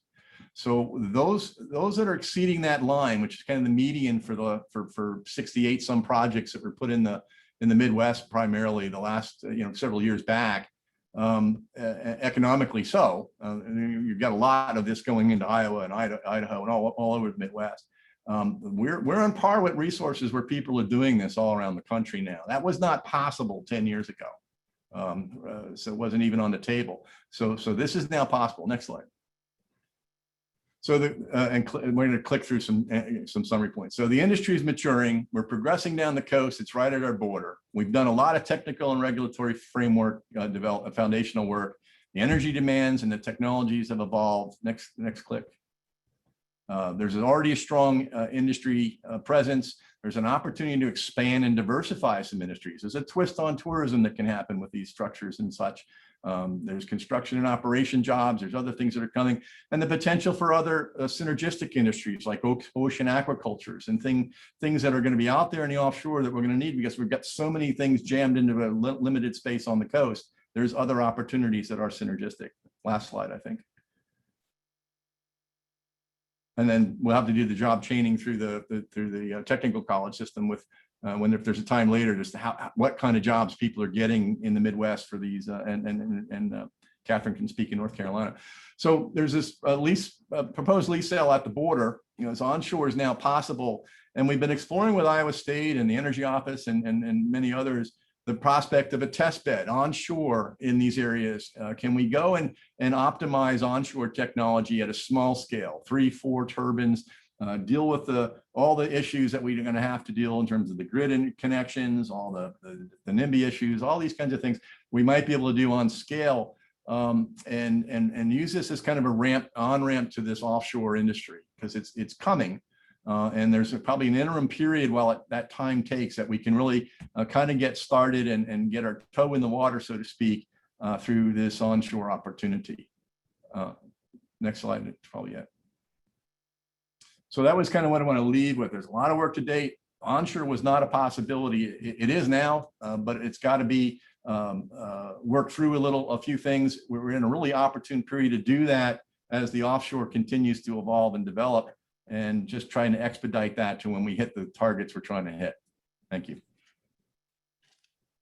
And Paul, thank you so much. That was a great deal of information to provide in a compressed time. And I am sorry that I think you have been shorted a little bit of time because there was so much interested discussion earlier on. I really appreciate all that context. I think it's so important to see all that has happened to date. And you did a fantastic job of providing both the science background and also just the larger context of all the studies that have been done. And also introducing the land-based option, which was never in discussions a decade ago. So that's super exciting. Just so we can kind of get a little bit more on time, we do have a little bit of buffer built in.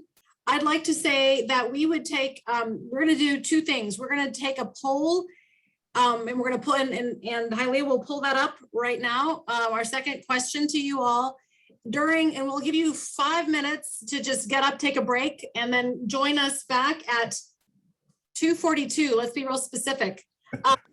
if that's possible, because we do want to try to regain, we have a very robust panel coming up. So take a break. Thank you so much. And please don't cut out. And any questions you have, do put them in the chat and we'll try to get to them at the end, if not afterwards. So please take the poll and take a break, and I'll see you in 5 minutes. Thank you, Paul. Thank you.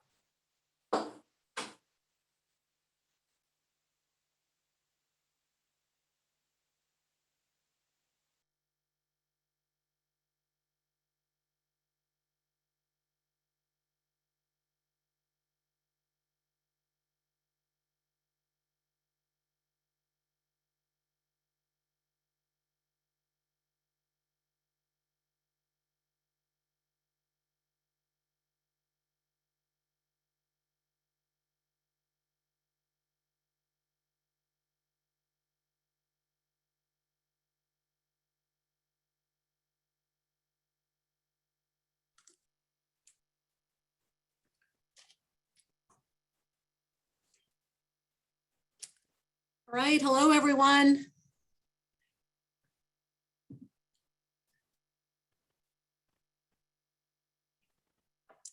Hey there. If everybody could please take the poll if you haven't yet, and then Hylia will show the results. We'll also have that in afterwards as well.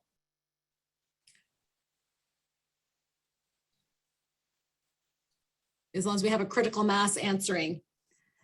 And thank you all for being so accommodating to our schedule. Things can never unnecessary. They don't really go as planned when there's robust discussion. And the questions that are coming to us, as I mentioned, due to time constraints, we may not have a chance to get into it, but we want to basically right now move directly after this poll. Hailey, if you could pull up the results, if they're ready to show. Here we go. What opportunities do you foresee for wind in South Carolina? And it looks like 71% of participants say that we should pursue our own offshore wind project off of our coast. Secondarily, we should pursue land-based options. And finally, we should not pursue our own, but sort of position ourselves to to be there economically. So thank you all for participating, and we'll definitely send this out. So without further ado, I would like to, here we go. Sorry. Thank you all very much. It looks like we still have over 100 people participating. So thank you for sticking with us. It is now my distinct pleasure to introduce our esteemed moderator of this discussion, Elizabeth Colbert Bush. Elizabeth is the founder of Colbert Bush LLC, a firm specializing in building sustainable workforce development ecosystems through academic and industry partnerships. She serves as economic development advisor to the president of Trident Technical College, which operates the South Carolina Aeronautical Training Center. She previously served as the executive director of business development and community engagement for the Clemson University Office of Academic Affairs in the Charleston area. And from 2008 to 2016, she was director of business development for the Clemson University Restoration Institute. Before her tenure with Clemson, Elizabeth spent a 20-year career with Orient Overseas Container Line. She has served in leadership capacities on more than a dozen boards and community organizations and has earned numerous awards and special recognitions throughout her career, most notably recently receiving an honorary doctorate in humane letters from the College of Charleston. It is my pleasure to introduce Elizabeth Colbert Bush, who will in turn introduce our panelists. Thank you so much.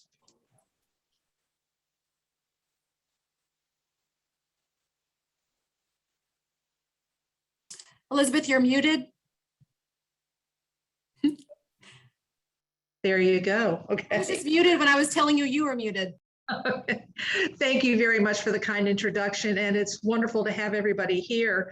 Good afternoon. Thank you all for joining us to follow up in a discussion about economic development and supply chain opportunity for South Carolina offshore wind, as you can see in the title on the slide. We brought this, we decided to put this panel in position at the end because we have built a great foundation where Senator Campbell taught us what the feasibility was for offshore wind. And then Katherine Collins told us what our national and regional goals are. And then we talked about, and then Elizabeth von Collins talked about North Carolina, South Carolina, our regional opportunities there with Boehm.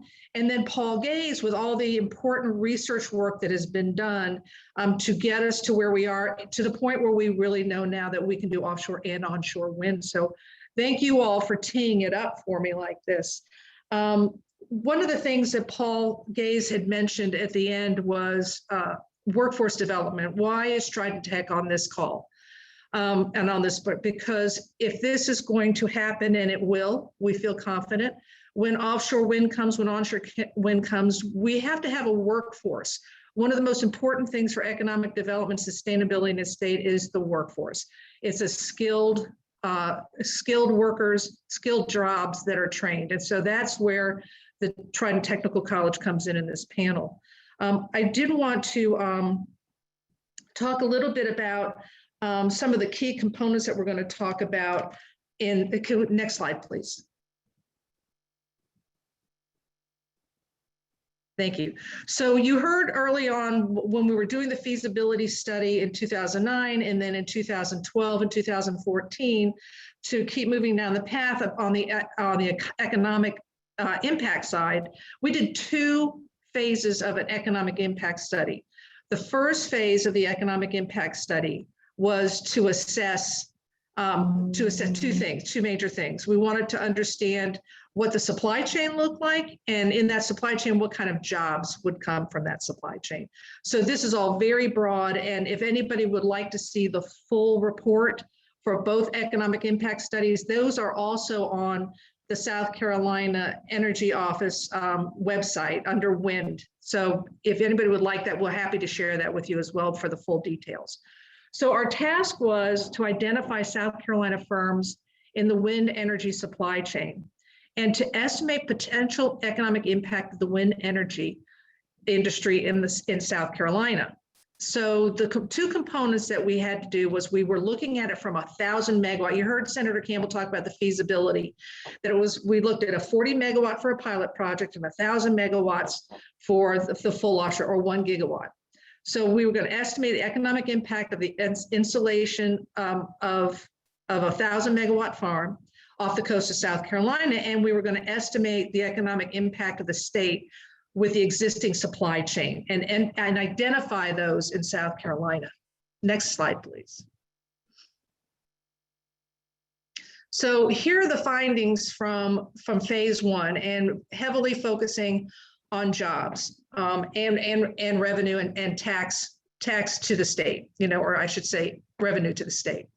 So with the aggregate economic impact, the construction and operation of a 1,000 megawatt wind farm off South Carolina coast will have a large economic impact, especially over the 10-year construction period. So in a broad from 30,000 feet, it will bring about 4,000 jobs, direct, indirect, and induced, about $2 billion in wages over the 10-year period we talked about $2 billion in disposable income. So we're talking about sales, which brings in the indirects. And then we're looking at almost $4 billion in output and $616 million in combined state and local government revenue. So these reports were done, and I want to make sure that I recognize this. Clemson University Strom Thurmond Institute did this first phase report. And that was through them. And when you see the second one, again, that was done by Clemson University's Strom Thurmond Institute as well. How it was funded was through the South Carolina Energy Office through a DOE grant that they had. So we're very grateful to the South Carolina Energy Office for giving us the opportunity to do these two reports. So let's go on to, that's the end of phase one in a very big nutshell. But when you see on the right of that, if you go back 1 second, sorry. If you see to the right of that, you can see down here the wind energy supply chain components. What you're going to hear from the panelists, they fall within the supply chain, whether they're a manufacturer, whether they're a government agency, what policy, whether they're research, whether they're project development, operations, maintenance, they fall within this supply chain. So it's important for us to understand the supply chain, and there's a lot of detail in it. So let's go to the next. So then we go to phase two. Now, phase two was done in 2014, and what the purpose of phase two was done again by the South Carolina Coastal Conservation League, Strom Thurmond Institute, and the South Carolina Energy Office. So we're grateful for this. But there was the goal of this was to determine the economic feasibility and the electric rate impact, because that was always a question. What was the electric, what was the consumer going to have to pay, right? And a fair question, absolutely a fair question. So we wanted to scale an offshore wind project, but this, now remember, we're going to talk about this. The first one was at 1,000 megawatt we were studying. This is at a 40 megawatt. Okay, so this would have been the pilot project that was in the feasibility study. So the project was done, what they had to do was they took the first feasibility study for the foundation to build the second feasibility study, or the second economic impact study. So the purpose again was to assess the impact of installation, operations, maintenance, and repair on the demonstration project. Next one. So here was the result. Here are some of the findings. So on the construction and component of the manufacturing phase, and again, this was for a 40 megawatts. So if we're looking at a 40 megawatt and roughly estimating, just think about what it could be if you scaled it up to 1,000. So the construction component was going to be 950 jobs, direct, indirect, and induced. $46 million in wages, $149 million in output. And again, local government and state government would result in $1.1 million and 2.4 for the construction and component manufacturing phase. Now, here's something really interesting. The cost of energy and the new technology it's the cost of energy delivered. These were the numbers. So if at your home, your bill would increase 42. So based on the economic impact study, your bill would go up 42 cents per month. For commercial, $1.32. And then of course for industrial, 43.45.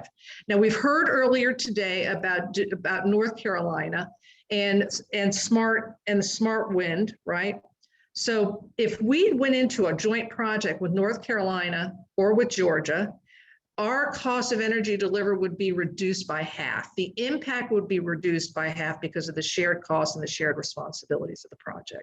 So this is at a very broad 30,000 foot. But what it does is it tells you where we were back in 2009, 2012, and 2014. So now you're going to meet a panel of academic, industry, and government leadership who are key components of the offshore wind supply chain. It's a pleasure to introduce to you Meredith Wright. She is Clemson University's Energy Innovation Center Director. Then Mark Messersmith, he's the permitting manager at the South Carolina State Port Authority. Emmanuel Martin Lazar, he is the Director of Business Development for High Voltage for Nexans. Matt Hines, he's the Chief Business Officer for W International. And Susie Shannon, who's the President and CEO of the South Carolina Council on Competitiveness. So at this point, I'm going to pass it off to Meredith Wright, and thank you all for your attention. All right, thank you, Elizabeth. So my name is Meredith Wright, and I am the Executive Director for the Dominion Energy Innovation Center, owned by Clemson University. This is a picture of our facility. You can see a couple of key things that we included in this facility when we built it. On the right side of the building there, you can see the rail access. We are also very close to the interstate here. That was key for the onshore wind development that we've been participating in for the last 8 to 10 years. And then you'll see on the left side of our facility, there is deep water access. You want to go to the next slide.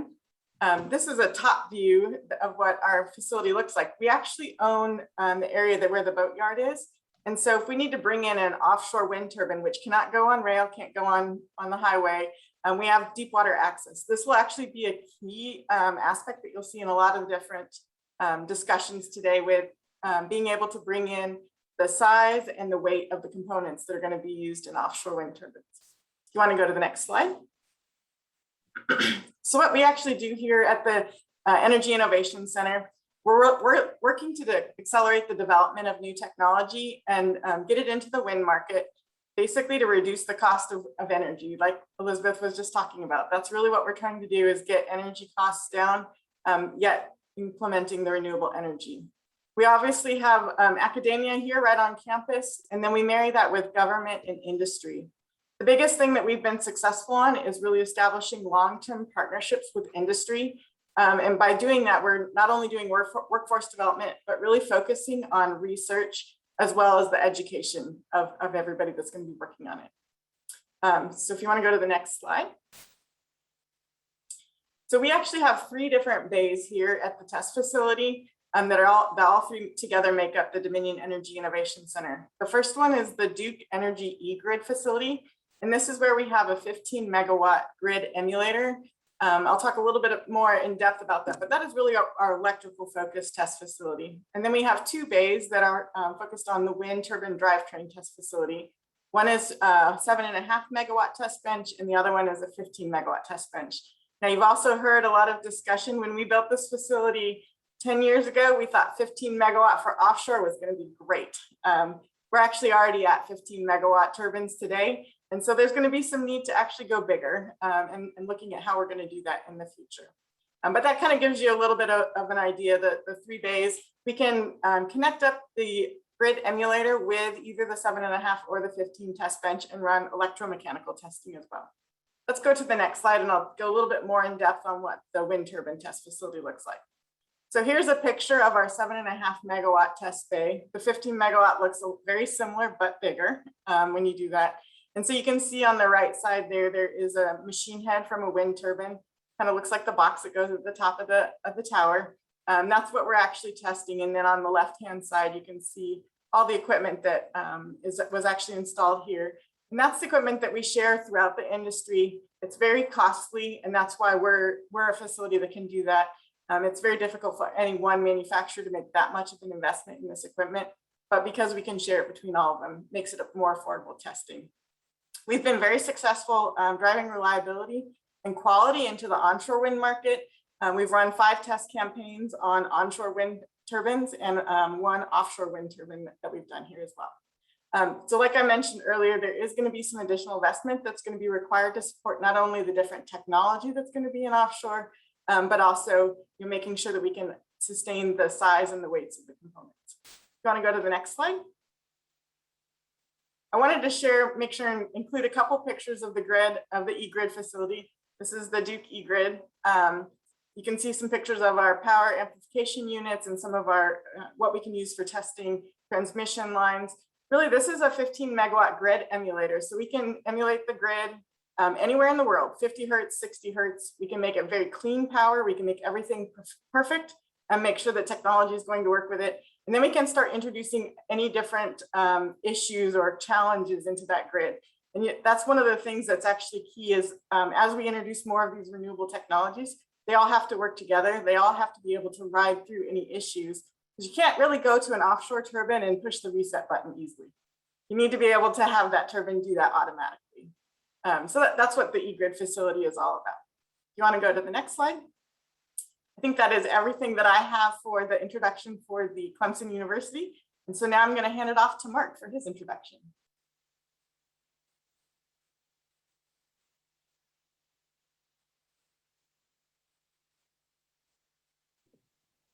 All right, thank you, Meredith. I appreciate it. My name is Mark Messersmith, and I am the Environmental Permitting Manager for the South Carolina Ports Authority. Our mission is to promote, support, and facilitate waterborne commerce for the benefit of our customers and the benefits of the citizens of the South Carolina, for now and into the future. We are a state-owned and operated port. It's very different than some other ports that are tenant-operated. So they're basically have everybody lease out portions of the port. So we operate all of our terminals. We have a strong governance model. We have a 11-member board, and we are driven by the South Carolina Review and Oversight Commission. The big thing with the ports is that we're a long-term business model. So port infrastructure takes a long time to develop. And so we have to look very far into the future in order to kind of foresee the changes, the modifications that we need to make to our terminals in order to kind of meet the needs of our citizens. It's a competitive global business. It's a highly competitive business. And so we're always looking for ways to kind of increase the business opportunities in the state. Moving on to the next slide, please.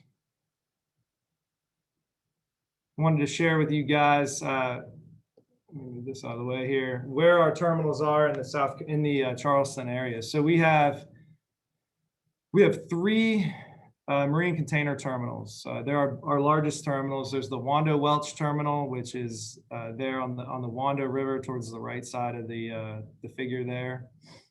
The North Charleston terminal, just north of 526 on the Cooper River, and the newly constructed phase 1 of the Hugh Leatherman terminal, which is at the old naval base in North Charleston. We have other terminals throughout the area, but the big one to note here for this discussion would probably be the Columbus Street terminal, which is located on the downtown peninsula, downtown Charleston Peninsula. It's very, very close to open water in the ocean. It is a bulk and break bulk terminal. We handle roll-on, roll-off cargo all the time. And it's probably there's no air draft restriction because it's before the Ravenel Bridge there. And so it meets a lot of the potential needs for, kind of facilitating the supply chain logistics with any of the equipment needed to develop and move towards offshore wind energy. If you move to the next slide,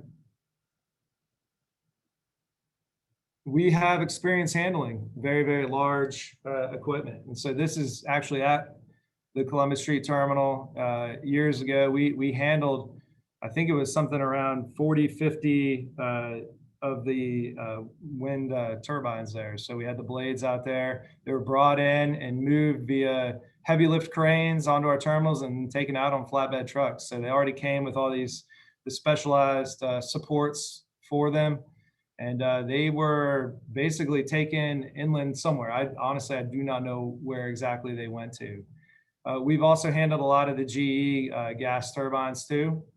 And then of note is that some of the largest equipment we've handled are the Westinghouse steam generators that were for that nuclear power plant that was mentioned much earlier. But those were 1.5 million pounds.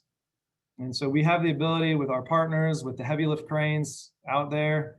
No longer on the Columbus Street Terminal do we have that blue crane that's in that picture on the upper left picture there. Those cranes don't exist over there anymore, but we have heavy lift gantry cranes. We have the ability to partner with many other companies to get any equipment on and off of our terminals. And with that, kind of done with the intro to my portion, and I will pass it along to Emmanuel with Nexans.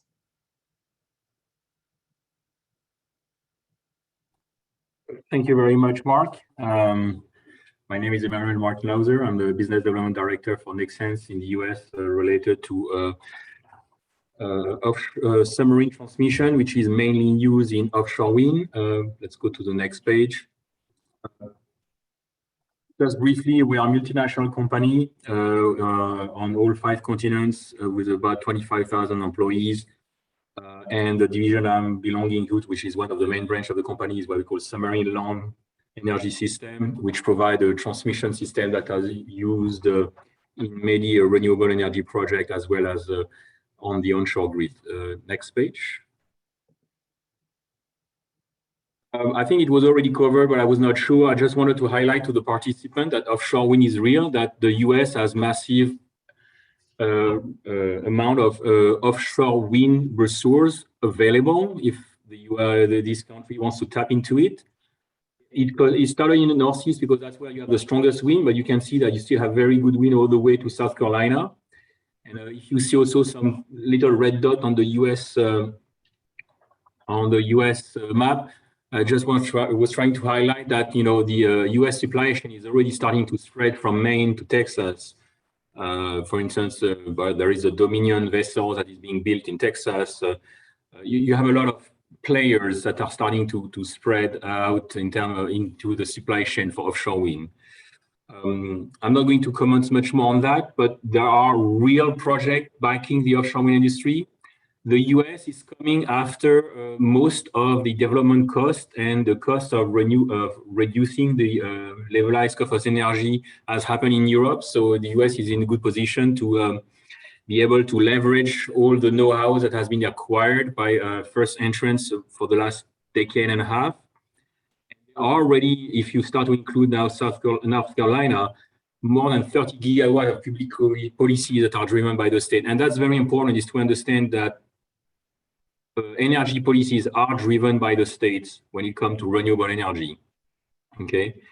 And as you can see, there are some interesting areas where North Carolina, South Carolina, with Virginia and maybe Maryland, they can work together to leverage their local supply chain to have access to that market. I want to go into more details. This is much more of an informational page to show that it's big, it's coming. There is a real market behind it. There is a real technology behind it, and there are some very interesting wind resource in the US when it comes to offshore wind. Next slide, please. just briefly, and you will understand when I talk about that. So we are based in South Carolina, and where we play, because everybody think when they think about offshore wind, all they think is what is above the water. And it's not a bad thing. I mean, the things under the water, you should not see them, you should not think about them, but they have to bear in mind that there is something else under the water, is what will allow this energy, this renewable energy using free wind to be actually sent to the ratepayer by collecting that. And then after that, to send it to shore so it can be injected on the grid.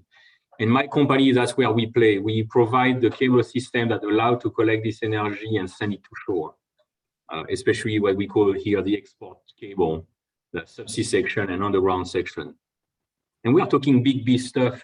You will never see them. I mean, when they will be hidden on the water, they will be trenched below the sea floor. So you won't see that. But to give you a rough order of magnitude, we are talking when you transmit 400 megawatt, something about a bit less than a foot of diameter, between 80 to 100 pounds a foot. And you are installing continuous length about 40 miles, weighing, up to 8 or 10,000 long tons of cable on one link ship, which we'll see later. So let's go to the next page. And this sector we are in, which is what we call, we are a turnkey solution provider based in South Carolina. We have other locations. You will see that, for instance, the top right corner. It is in Norway, but in the bottom right corner, this is here on the Cooper River in Goose Creek, our Charleston plant. And, where we provide a full turnkey solution of, engineering, design, manufacturing, testing, transport, installation, and protection. We call that, using multiple assets between industrial assets to make the product, and then special laying ship that are worldwide asset used only for this type of activity. Next slide. And I think for the purpose of South Carolina, which is almost the most important, but I just wanted to give a background. We are based, so we call our plant the Charleston plant. We are based on the Cooper River in Goose Creek, just north of the Navy base in the Bushy Industrial Park. You see a small picture here, and I don't think we see a bigger picture. Maybe I should have put a bigger picture of our large facility. We moved in South Carolina in 2012, but we did a first phase of investment. But in total, to keep it simple, as of today, by the end of the year, we will have poured into that facility about $310 million.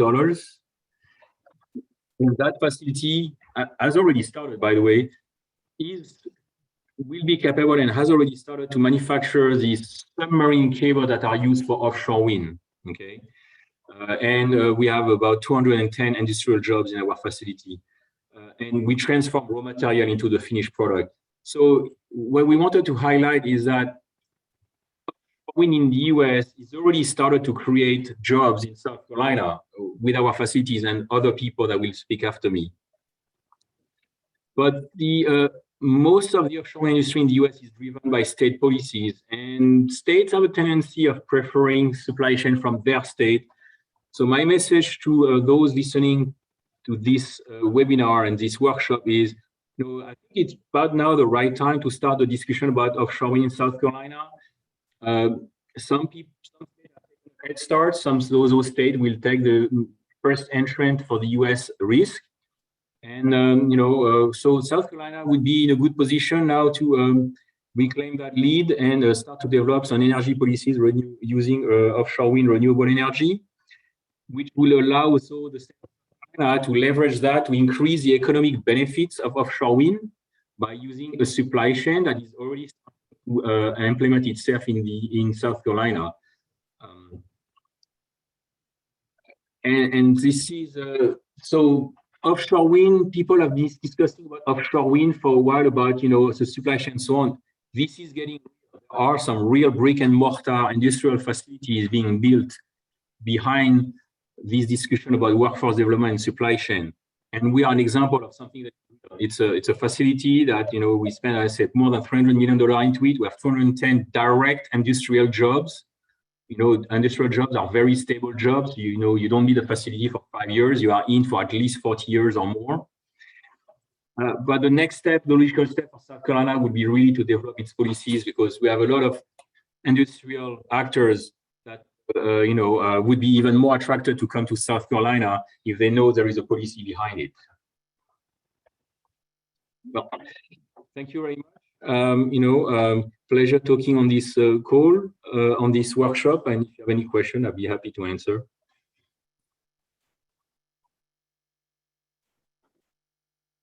Great. Hello, my name is Matt Hines. I'm the Chief Business Officer at W International. I want to thank the workshop for inviting me to present on this panel. It's actually a great opportunity for myself and W International, essentially to introduce ourselves to a lot of the key members on this panel, as well as attendees to this workshop. So W International, we actually have 40 years of experience in heavy manufacturing. But we've only been a resident of South Carolina for about 2.5 years. The company was founded in Michigan in 1981, and nearly 10 years ago, the U.S. Navy shipyards started pandering to the supply base that they needed the supply base to grow and expand to get ready for the next 30-year shipbuilding cycle. As part of that, W International started looking really up and down the East Coast and along the Gulf Coast for an available site on deep water that the company could manufacture large, complex steel products, and found the diamond in the rough here in Goose Creek, South Carolina, which was actually the old General Dynamics shipyard that was used very much for the same thing that we're doing with it today. So W International purchased the facility. As you can see in this photo, several tens of millions of dollars have been invested in revitalizing the facility, giving it a facelift, adding additional square footage, and we've been up and running as a shipyard, really supporting the nuclear Navy, General Dynamics Electric Boat, and Newport News for the past 2 years with large complex products. So the facility you see here in this picture, we currently sit on 45 acres. We have 480,000 square feet under roof. We do have deep water barge access on the Cooper River, 15 miles north of Charleston. And if you would go to the next slide, please. So unfortunately, due to the products we build, I can't show you too many pictures, but I'll show you what we can here. So we support Navy submarine and Navy aircraft carrier construction with, again, large steel components, large steel modules. The picture in the upper left gives a good example. So that product itself is actually a fixture that was about 40 foot wide by 40 foot length and about 35 foot tall. That specific product weighed about 650,000 pounds when we delivered that product. And in the bottom right corner, that's just one example of much of the state-of-the-art material processing and welding equipment we have here on the facility. So our current portfolio, as I mentioned, we're about 99% of our work now is for the U.S. Navy. We've grown in the past 2.5 years from being non-existent here in South Carolina to 320 employees. We're currently on projection to be about 500 employees by about first quarter of next year. So we're adding another 200 employees in the next 6 months. We are a private company. We have a single owner that allows us to respond very quickly to customer needs. We don't have to wait for, the chain of communication up and down the ladder. We're a single site organization, so the entire management team is here on site. We have a non-union workforce, which provides flexibility and efficiency, and obviously highly skilled trades to support the type of work we do. The other thing that we're very proud of and very blessed with is we do have numerous partnerships with many high schools and technical colleges, including Trident Tech here in the South Carolina Charleston area. We actually have our curriculum in some of those classrooms, as well as providing weld equipment to many of the high schools where they're teaching and training high school students how to be welders, which then feeds our pipeline. All right, next slide, please. So how does a submarine builder get into offshore wind? So that's a good question. So after about 1.5 years or 2 years of being here in South Carolina and essentially establishing, our Navy business and getting that stabilized, we began looking for other markets that we could expand into. And as a large steel fabricator, it didn't take long to find the offshore wind industry. And so we began networking, talking with many companies throughout the U.S. developers, European suppliers, just trying to understand the offshore wind industry. I guess special thanks to Meredith on the panel. You know, we've met with her several times over the past 6 or 8 months. She's educated us a ton on the market, and we feel we understand the market pretty well now. So with that knowledge, it was time to decide: are we going to put our toe in the water? Or are we going to run away? And we're trying to put our toe in the water in a really big way here. So one of the biggest needs for offshore wind isn't always necessarily the pretty towers and the sails and the blades above the water, but it's what holds these things up underwater, right? The foundations. And, you know, just kind of ribbing Mark a little bit, he was talking about his 1.5 million pound turbine that they offloaded. So we're looking at building 6 million pound monopiles at W International. And so we're looking at the foundations, and those vary greatly. So between wind farms, you may have monopiles, you may have jackets, you may have twisted jackets, you may have floating foundations.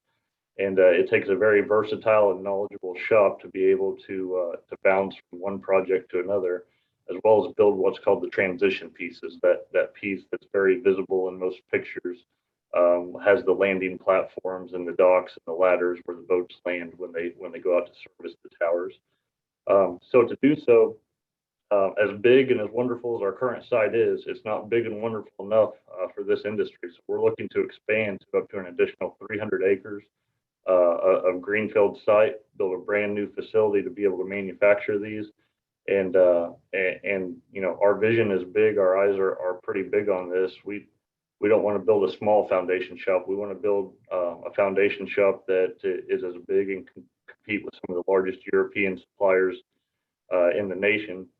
Because quite honestly, right now, every U.S. wind project that's being permitted now, the foundations are coming from Europe because no one in America can supply these components yet.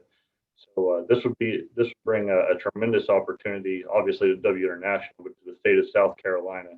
It would be about a 2 to 3 year construction project to build out the new facility, and then once built, we would be offering a minimum of about 600 full-time, well-paying jobs in the Charleston Goose Creek area. And you know, it's going to take a facility like this plus more if the U.S. wants to get anywhere close to the 30 gigawatt goal by 2030. Thank you.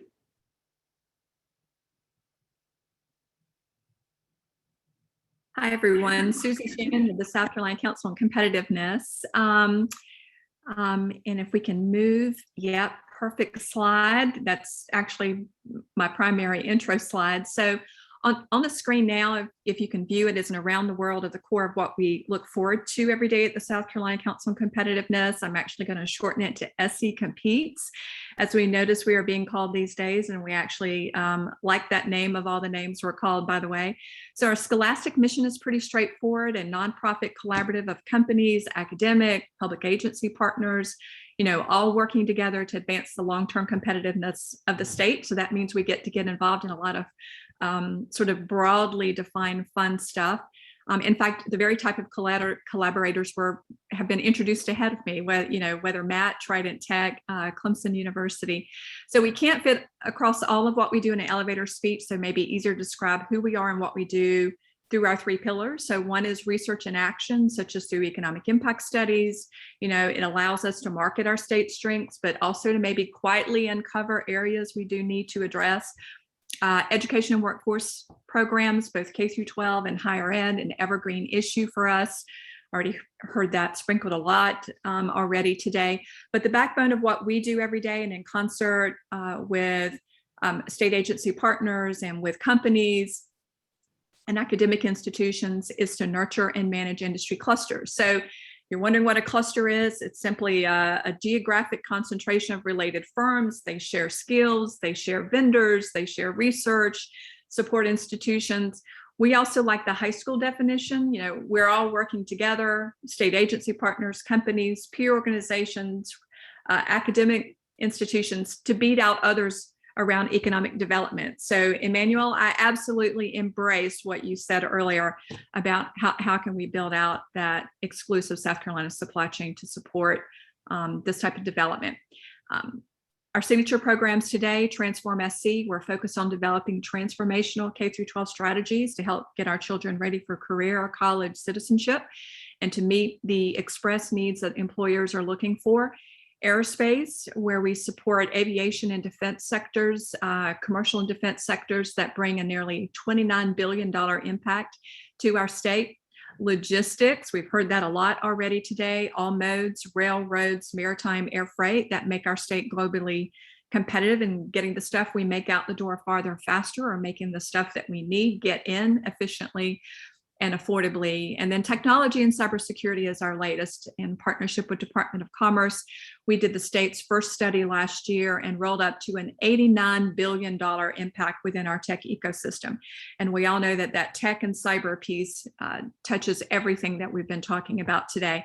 And then finally, in the event we have some time, our SC Fraunhofer USA Alliance, which I'll park for a little bit, but let me tease that we have some cash to put on the dash in partnership with our South Carolina Department of Commerce for industry-sponsored research project, to include those around climate technologies, by the way. So since I don't have anyone express to hand off to, Elizabeth, it's back to you. Thank you all very much. That was a brief overview that can go into a much more detail, perhaps as we move forward, looking at other more detailed workshop opportunities. So Meredith and Susie, Matt, Mark, Paul, thank you so much. And Elizabeth on Collins, the other Elizabeth, thank you all very much for doing that. What we want to do now, we're going to go into Q&A. And I know that Katherine had mentioned earlier that if you have any questions, you can put them in the chat. Or Hylea said if you wanted to be seen and heard, she can go ahead and open you up to video and to the microphone. So if you would like to do that, please send something to Hylea and she'll be happy to do that for you. So lots of things to look at. And again, Trident Technical College is really very proud of our partnerships with everybody who's on this panel today. We work closely with them in technical training, in apprenticeship programs, in transportation and logistics, and all the things that you've heard today through the full supply chain. Trident Technical College provides that workforce training and that workforce development for a skilled workforce. So let me ask a couple of questions. Katherine, is it okay if I just sort of kick one off? Yep. Okay, so we've heard a lot today about what the opportunities are, the feasibility, the opportunities, where we could go with this, where we're going on a national and a regional scale, what our state capabilities are and what makes us unique. So knowing how we are, how strong we are relative to an economic impact, manufacturing, transportation, research, government policy, all these things that have to come together to make it happen. I'm going to throw it out to all the panelists. Knowing what we know, are there, and in discussions with within your companies, is there any kind of a, what's missing? Is there something that you haven't seen that we're doing that we should be doing? There's some sort of a gap that needs to be filled. Can I just throw that on the table for everybody?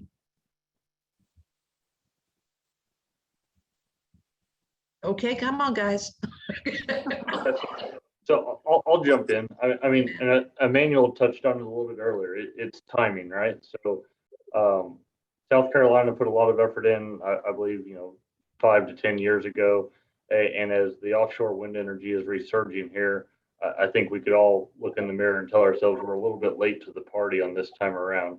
And, the New Jerseys, New Yorks, Marylands, they're all offering tax credits, tax incentive grants, and industry is starting to build in those states. If we want to get in the game, we need to jump in with both feet, as Emmanuel said.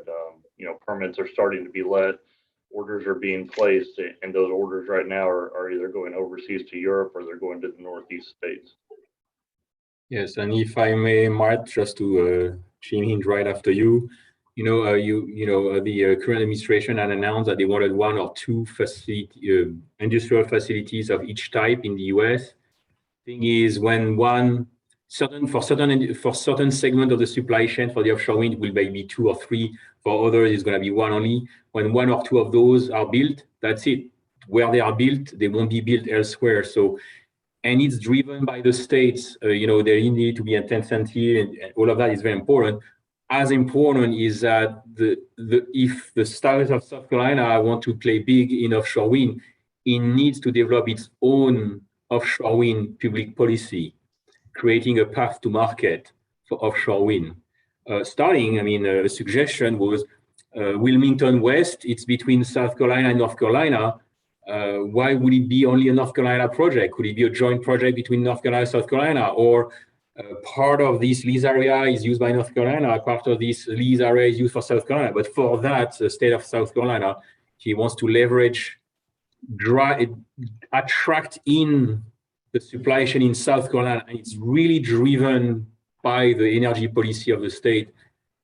It needs to start to think about what is its energy policy regarding offshore wind to create a path to market, and by doing so and baking it into its path to market, attract a supply chain and develop its local supply chain first for its project or in parallel with other projects.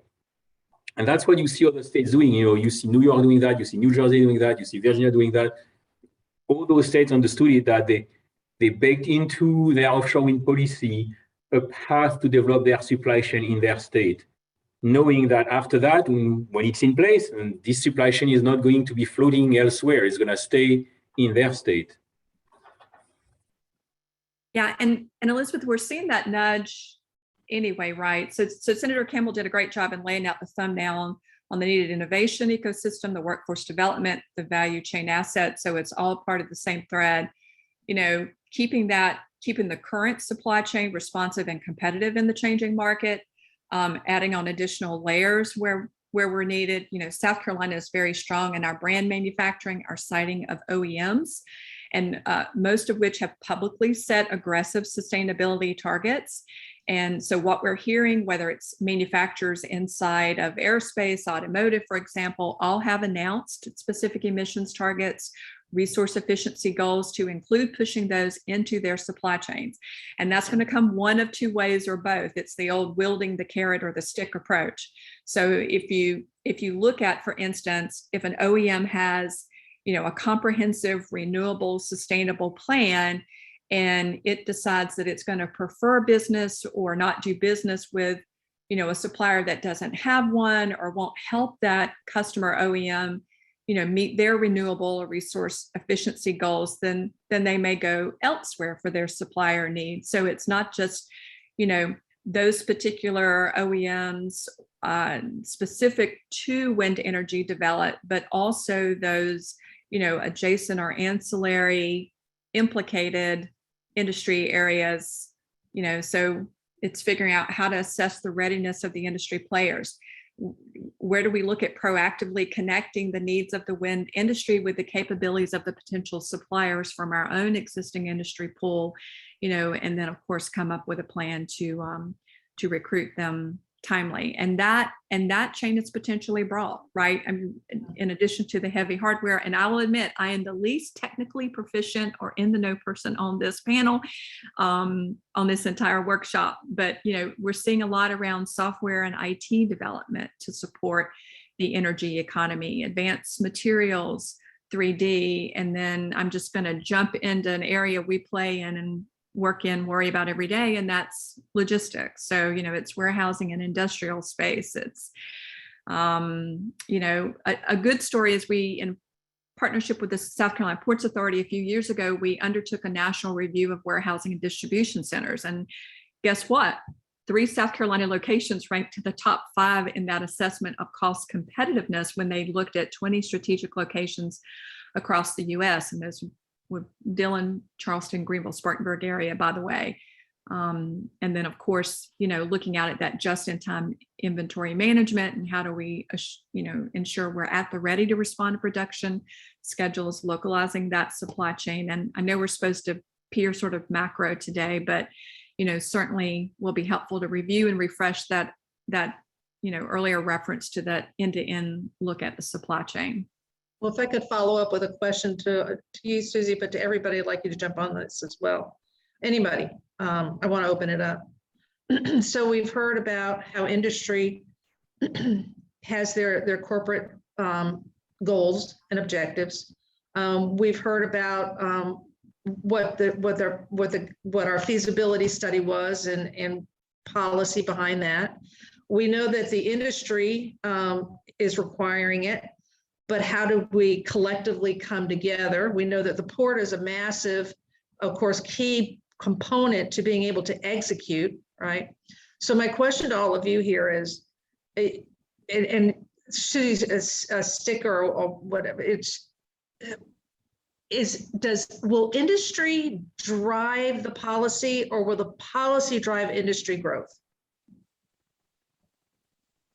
That's a hard one, right?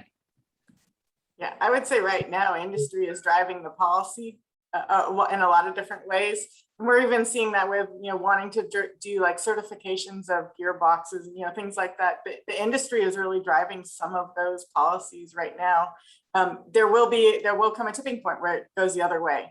And so that's where industry really needs to come together and working with government as well to drive some of those policies in the right direction to get started, so that when it makes that tipping point, we're in the right place. If I may, I will take a slightly different stand, Meredith. The industry drives the need to develop a policy, but that's not the job of industry to write that policy.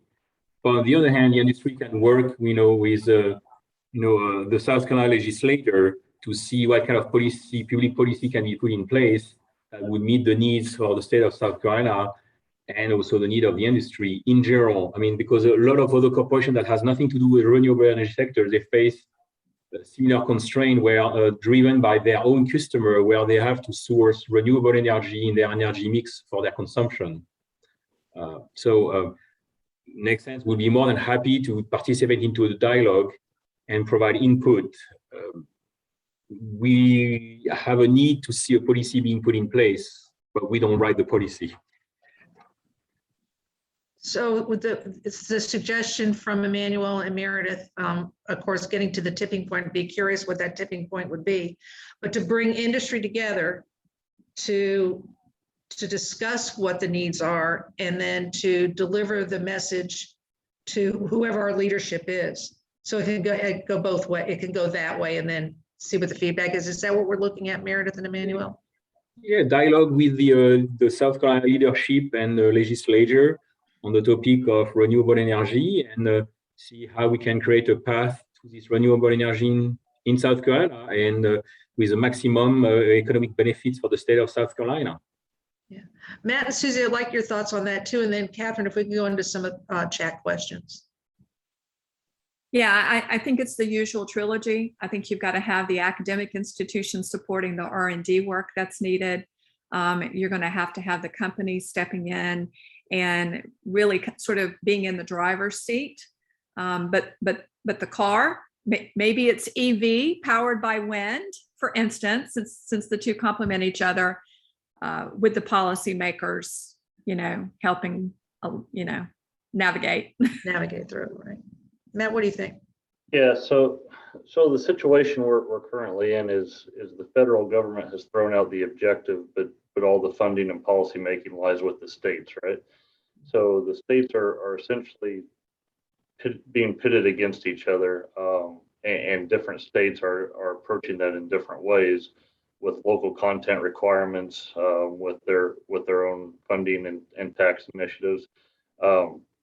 But the problem is, and we kind of spoke to this before, is this is such a big animal to tackle that not one state can go stand up a wind project, a wind farm on their own. It's going to take all the states collectively to reach that 30 gigawatts by 2030 objective, and we've got to figure out how to work together with the states and moving towards a coalition, whether it be with North Carolina or with Georgia, like some of the other states have started to do, is definitely a good first step. But at some point, the entire eastern seacoast is going to have to start working together.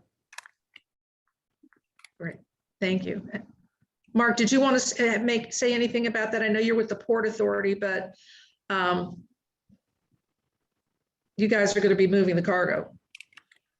Yeah, exactly. Well, yeah, we're moving the cargo. I don't really have a lot to input on the policy side of things, but we're absolutely happy. I think the biggest thing for us is that we have to, just planning far in advance and making sure that what the needs of industry are being communicated to the logistics, the supply chain, so that we can ensure that we, have the infrastructure in place. We know what the load bearing capacity is of all the equipment that would be coming in, so that we can try to make sure that any infrastructure or, quayside improvements that might be needed are able to be made. You need lead time for that. We need a lot of lead time. Yeah. Catherine, do we have anything in the chat?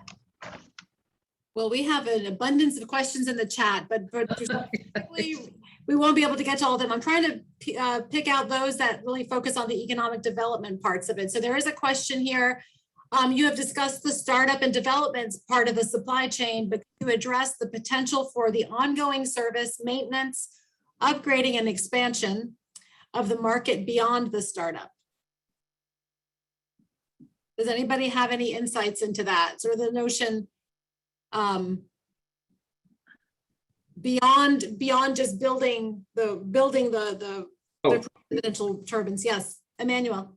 Yeah, I wish there were the offshore wind developers that speak more about that. But yes, when we discuss with supply chain with other stakeholders, everybody focused on the construction side. And what we like to remind them is, yes, the construction is maybe 5-10 years. And then after that, there is 20-25 years or more of life. And it's not like there is nothing happening. You need to put in place what we call an O&M base, operation and maintenance base, that needs to have a port facility where you will then start its facility with all its machine shops and so on to do repairs. That needs to have its own workforce to do all this work onshore and offshore. That needs to have vessels that are immediately available on hand. We call that SOVs, service and operation vessels, that are very regularly or always in the field, and they do maintenance work nonstop all throughout the wind farm. So there is, yes, you won't have as much job as during the construction phase, but then after that, you have a baseline of constant, highly technical jobs that will remain for the entire duration of the wind farms. After that, when you dismantle the wind farm, it's more job creation, and then if the leads are still available, then you build another wind farm behind it. Yeah. In addition to what Emmanuel said, when we did the economic impact study for the installation and operations, the number of jobs for M&R for a 40 megawatt pilot project, just for the maintenance and repair technicians was 10. So you scale that up to 1,000 megawatts, and we're looking at hundreds of jobs that need to be done. So to Emmanuel's point and everybody's point, once it's up, it's installed, you're starting to recover your capital cost. The cost of the farm is going to go down. The cost of the energy delivered is going to go down. The cost of the fuel is free. And then you've got to keep up with the maintenance and the repair of it. So, and that takes a full logistics plan. And so, Mark, that would obviously come along with pilots and ports and transportation and all those things that.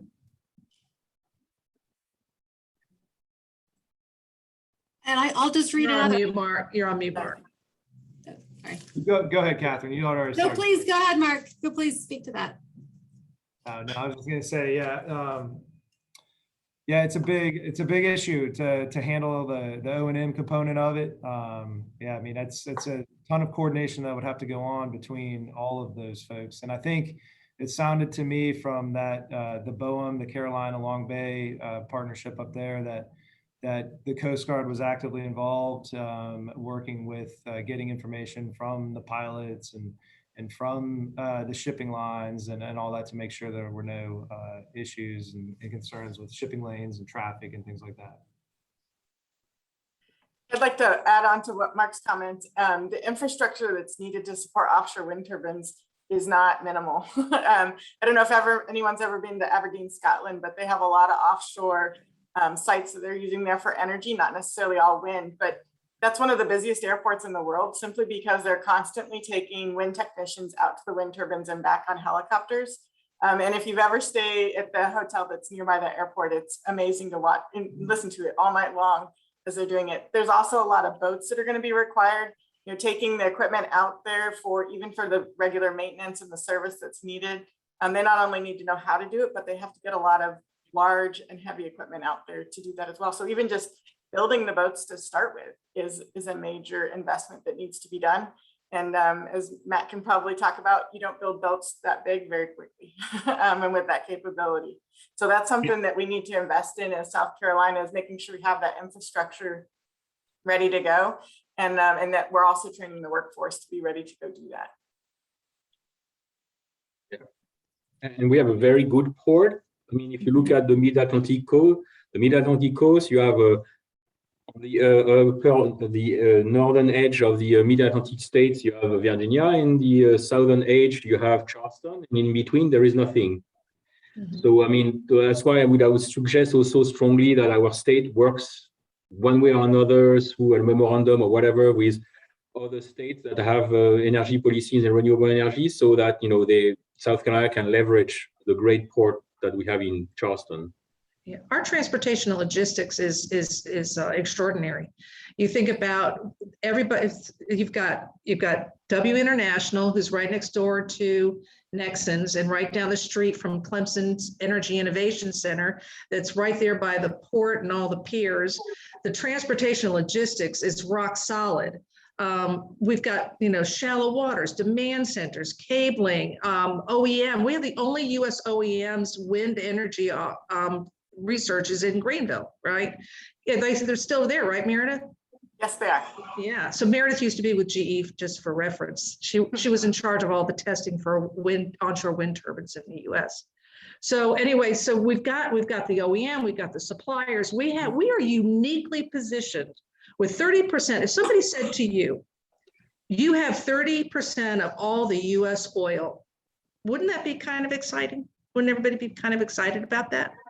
Well, we have 30% of the U.S. offshore wind. So this is really a unique, we really hold the key. We've got every component. All we have to do is pull it together. We have to have the policy. We have to have the team pull together. And Catherine, I think maybe if I could ask this question to all of you too, what's the next step? What do we do next? Do we bring industry together? Do we do another economic impact analysis? What do we do next? Jack, I see you jumped on there. I see you jumped on. What do we do next? Well, if I can offer a solution, I think we get the Department of Commerce to build a business plan with industry. We've imported offshore wind from Europe at the federal level. And so now we have policies and programs and money flowing out to develop the offshore wind industry at the federal level and through the leasing program. What we are looking at is we're sitting in the catbird seat. We aren't first. You know, real estate developers don't like to go first and be the one that might fail. Well, we have all these states north of us that have engaged fully in this activity, and we can learn from that. And we can take our advantage of their knowledge and our resources and put together a plan that makes our unique capabilities attractive by having the right policies in place, where we are looking at the energy policies. Are we being mindful of what industry is responding to on the green side in terms of being able to say, we do have these renewable energy policies. We want you to be sustainable, want you to be resilient. We want you to help, you know, create that industry here and drive it. So we have several buckets of things that commerce needs to look at. The grid is one. Can we store the energy when it comes in so we can put it in the grid, and can it transition into the existing grid, or we need all new grid? That can be part of the national effort and part of the infrastructure money that's going to flow to help build that. We've got the logistics and most of the transportation issues, but we can't transport the energy yet. So that's a big component to be parallel to building the building blocks for the materials and the training of the people that will work offshore and make those nacelles out there start spinning wind into our homes. Thank you, Jack. Thanks. So I wanted to reiterate the one on the grid. I mean, I think once we have a great capability to build the wind turbines, then if we can develop the way to get that energy to where it needs to go all over the United States, that's going to be a huge advantage that we could bring to the whole nation, and would really help drive our status as a leader. Meredith, is that something you can study at the Duke Energy? You could do that. Yes, there. Yeah, that's what our eGrid is all about. Yep, we can do that. We can put it together with how our electric vehicles use. Can we make that electric buses? Can we do that with 18-wheeler electric vehicles? That's really what we want to get to, right? Everybody wants to drive an electric vehicle today.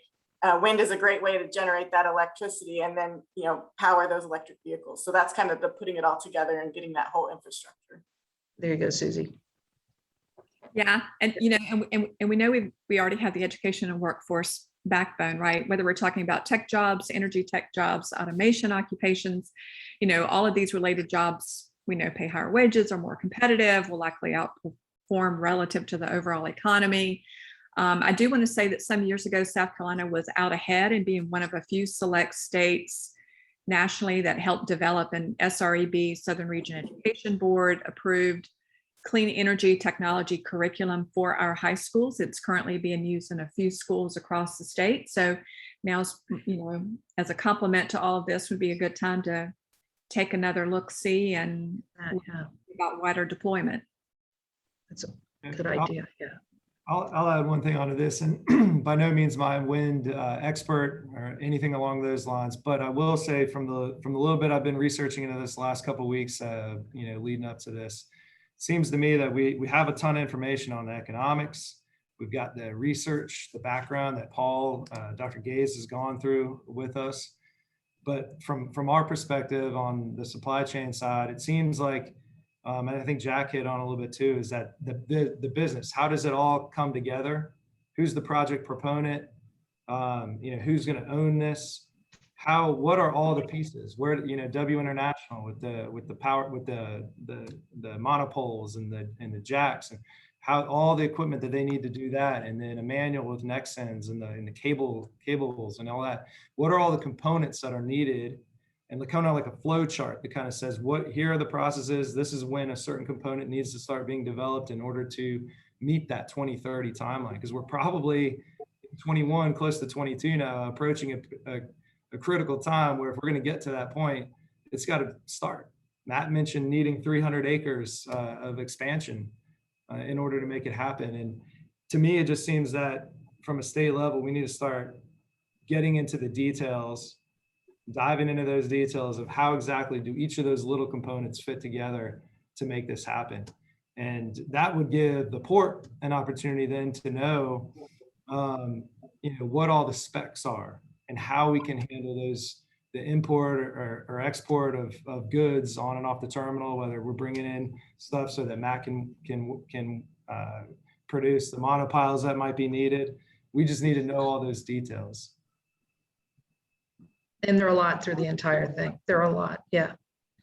And so I know, Catherine, we've talked earlier about after we have this meeting on the macro level is to find out the feedback from the people who are participating with us, everybody who registered for it, to say what are the next steps that we can do as a group? Do we come together with, and Catherine, I said that I pointed this at you, but it's open for everybody. Do we come together and say, okay, let's look at the commerce, Jack's point about commerce, and let's look at the full supply chain. So do we break out into more detailed groups to start putting together some sort of a proposal or a plan? Or and I'll give a first go at that answer, because Elizabeth, I think is a perfect queuing up of our closing remarks.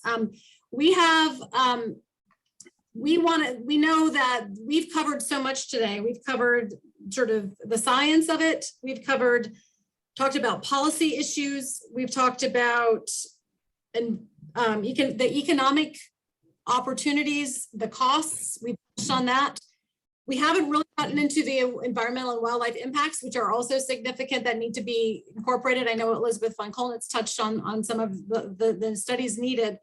But there's no way we can answer all your questions or get to all of that today. So we have 2 more polls that we'd like to send to present to you now. And then I think the most significant thing in terms of identifying next steps is that we will be following up with each of you who is registered with a survey question. And I believe, Hialeah, it will come as a link subsequent to this workshop today. And it will have an opportunity for just some basic feedback, but also for like you can actually write in what your thoughts are. So if you have strong ideas about what our next steps should be, we really want to hear from you. I mean, and I'm so sorry that we have, I mean, the chat's just kind of flashing. There's no way for us to respond to everyone right now, but there are a lot of great ideas. We won't ignore them. We'll actually look at them and try to address them. So, hi, Leah. First of all, I want to thank Elizabeth and all of our panelists today for a really exciting discussion. I wish we'd had an opportunity to talk more. And I think what this underscores for us, at least, is the need for continued discussion. And I guess the idea is, what will that look like and which groups will we pull together in order to do that? So, hi, Leah, would you be able to pull up the final 2 polling questions, and then we can conclude? Here you are. So these are some next step related questions. So the first one is, from an economic development perspective, what action should South Carolina take? Check all that apply. So we have reach out to our neighbor states to the north to join their supply chain initiative, create an official office within the South Carolina state government to focus on economic development or supply chain from wind energy, conduct an updated economic impact and supply chain study, focus on expanding workforce development opportunities. By the way, these questions all came sort of from a result of my polling this core team that has helped to pull this together. We know that this is not comprehensive. There might be others. So take advantage of the survey at the end to put in things that aren't listed in this little poll. Second polling question would be, what topics would you like to see addressed in a future workshop? A deeper dive into supply chain and economic development related to wind, focus on workforce development opportunities associated with wind, overview of wind energy projects from other states, overview of environmental pros and cons associated with wind energy. So you do get to check all that apply. We will, I think we will give a few minutes just to have everyone, and I think when we're at a critical mass, I think Hylea will then present the results of the poll. And actually, Susie, while we're waiting for the results of the poll, I don't know if we can do this simultaneously. Susie, you had a final slide about the cash on the dash. We don't want to let that go. Well, and I also just dropped something into the chat, including our website and my email address, if anybody wants to reach out for more information, just to kind of speed date through it. By the way, SC Fraunhofer USA Alliance, Sarah, try saying that one 5 times fast. Under the leadership and support of the South Carolina Department of Commerce, we launched a couple of years ago a collaborative alliance with Commerce, USC, Clemson, and Fraunhofer, a worldwide global research collective. So matching monies are available to fund industry-sponsored research projects around areas such as advanced manufacturing technology, cybersecurity, and we're now expanding and enlarging into other areas such as climate technologies, life sciences. So to date, Commerce has matched more than $1 million in funding across projects such as data security and trucks and telehealth, digitization, predictive maintenance, vaccine production readiness. So we're looking to kind of expand out from there. We have single project teams of both USC and Clemson. So yes, you're not, seeing things. We do have this logos matched together on projects. We've also leveraged the unique research capabilities of Trident Tech. Francis Marion has contributed research expertise. So, outcomes of the project, you put your company in improved competitive posture, and it is economically beneficial to South Carolina, and we can help you in developing and getting vetted some of those research ideas you have. It's research at the speed of business, by the way. So thanks, Catherine. Yes, and thank you so much, Susie. And Hylea has just, I don't know how she can multitask by doing all these wonderful things, but here you are. She just pulled up the final slide that you were wanting to leave everyone with. So this is the information about what Susie just talked about. Great. It's on our website too, and I dropped that in the chat. Wonderful. Thank you so much, Susie. And Hylea, do you have the results for our poll to share? Is that you didn't have enough to do? Okay. Well, it looks like there's a lot of interest. Let's see. And we will follow, we will be able to, I believe, send out the results to everyone, but it looks like there's a lot of interest on joining the regional initiative, Smart Power. There's also a lot of interest in creating an official office or initiative within state government to focus on economic development and supply chain issues regarding wind energy.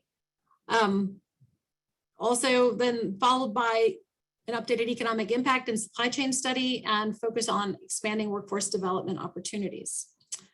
And then finally, for a future workshop, we have, it's clear that a deeper dive into supply chain and economic development related to wind. So I will just go ahead and blatantly ask all of you who've been on this panel to just join us next time and just take out, we'll carve out a whole day.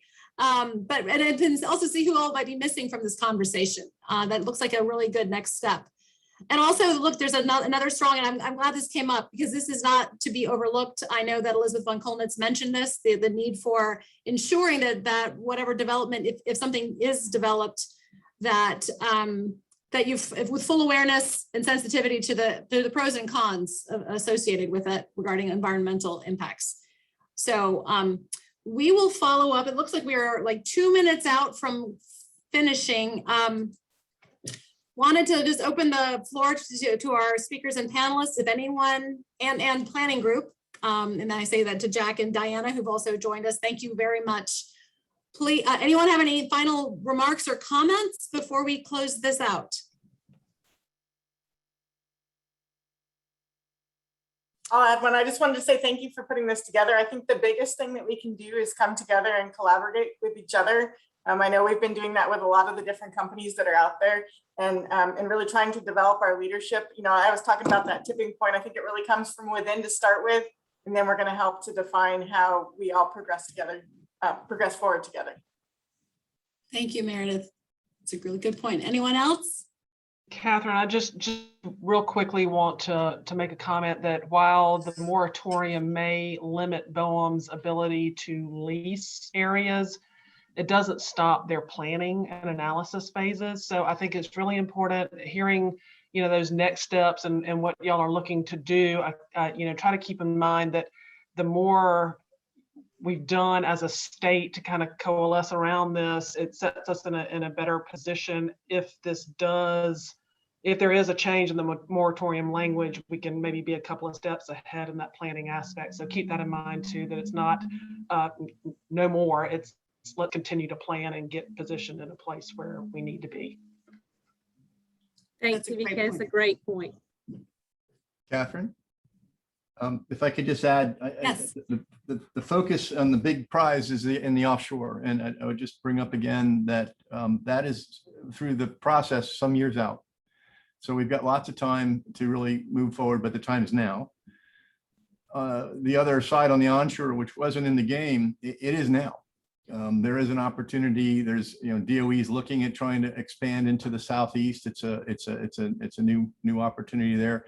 There might be a way that the state can also show interest in supporting this being the on-road into the Southeast rather than another state. You know, we're late to the table on some things in the offshore, but we could lead on the onshore at a scale that isn't so daunting and isn't so challenging. Thank you, Paul. That's a really good point. Any other comments? Just a big thank you. Thank you, Jack. Yeah. Catherine and your entire team, thank you so much for pulling this together. Thank you so much. And a special thanks to Hylea, who has remained largely absent behind, or invisible behind the screen, but she has masterminded it and has bailed us out a variety of things. There's a hand.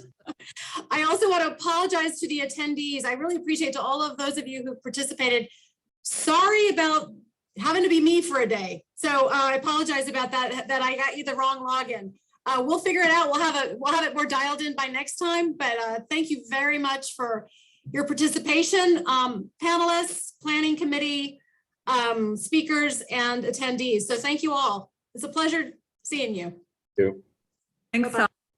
Thank you. Thanks, everybody. Thanks, everyone. See you soon.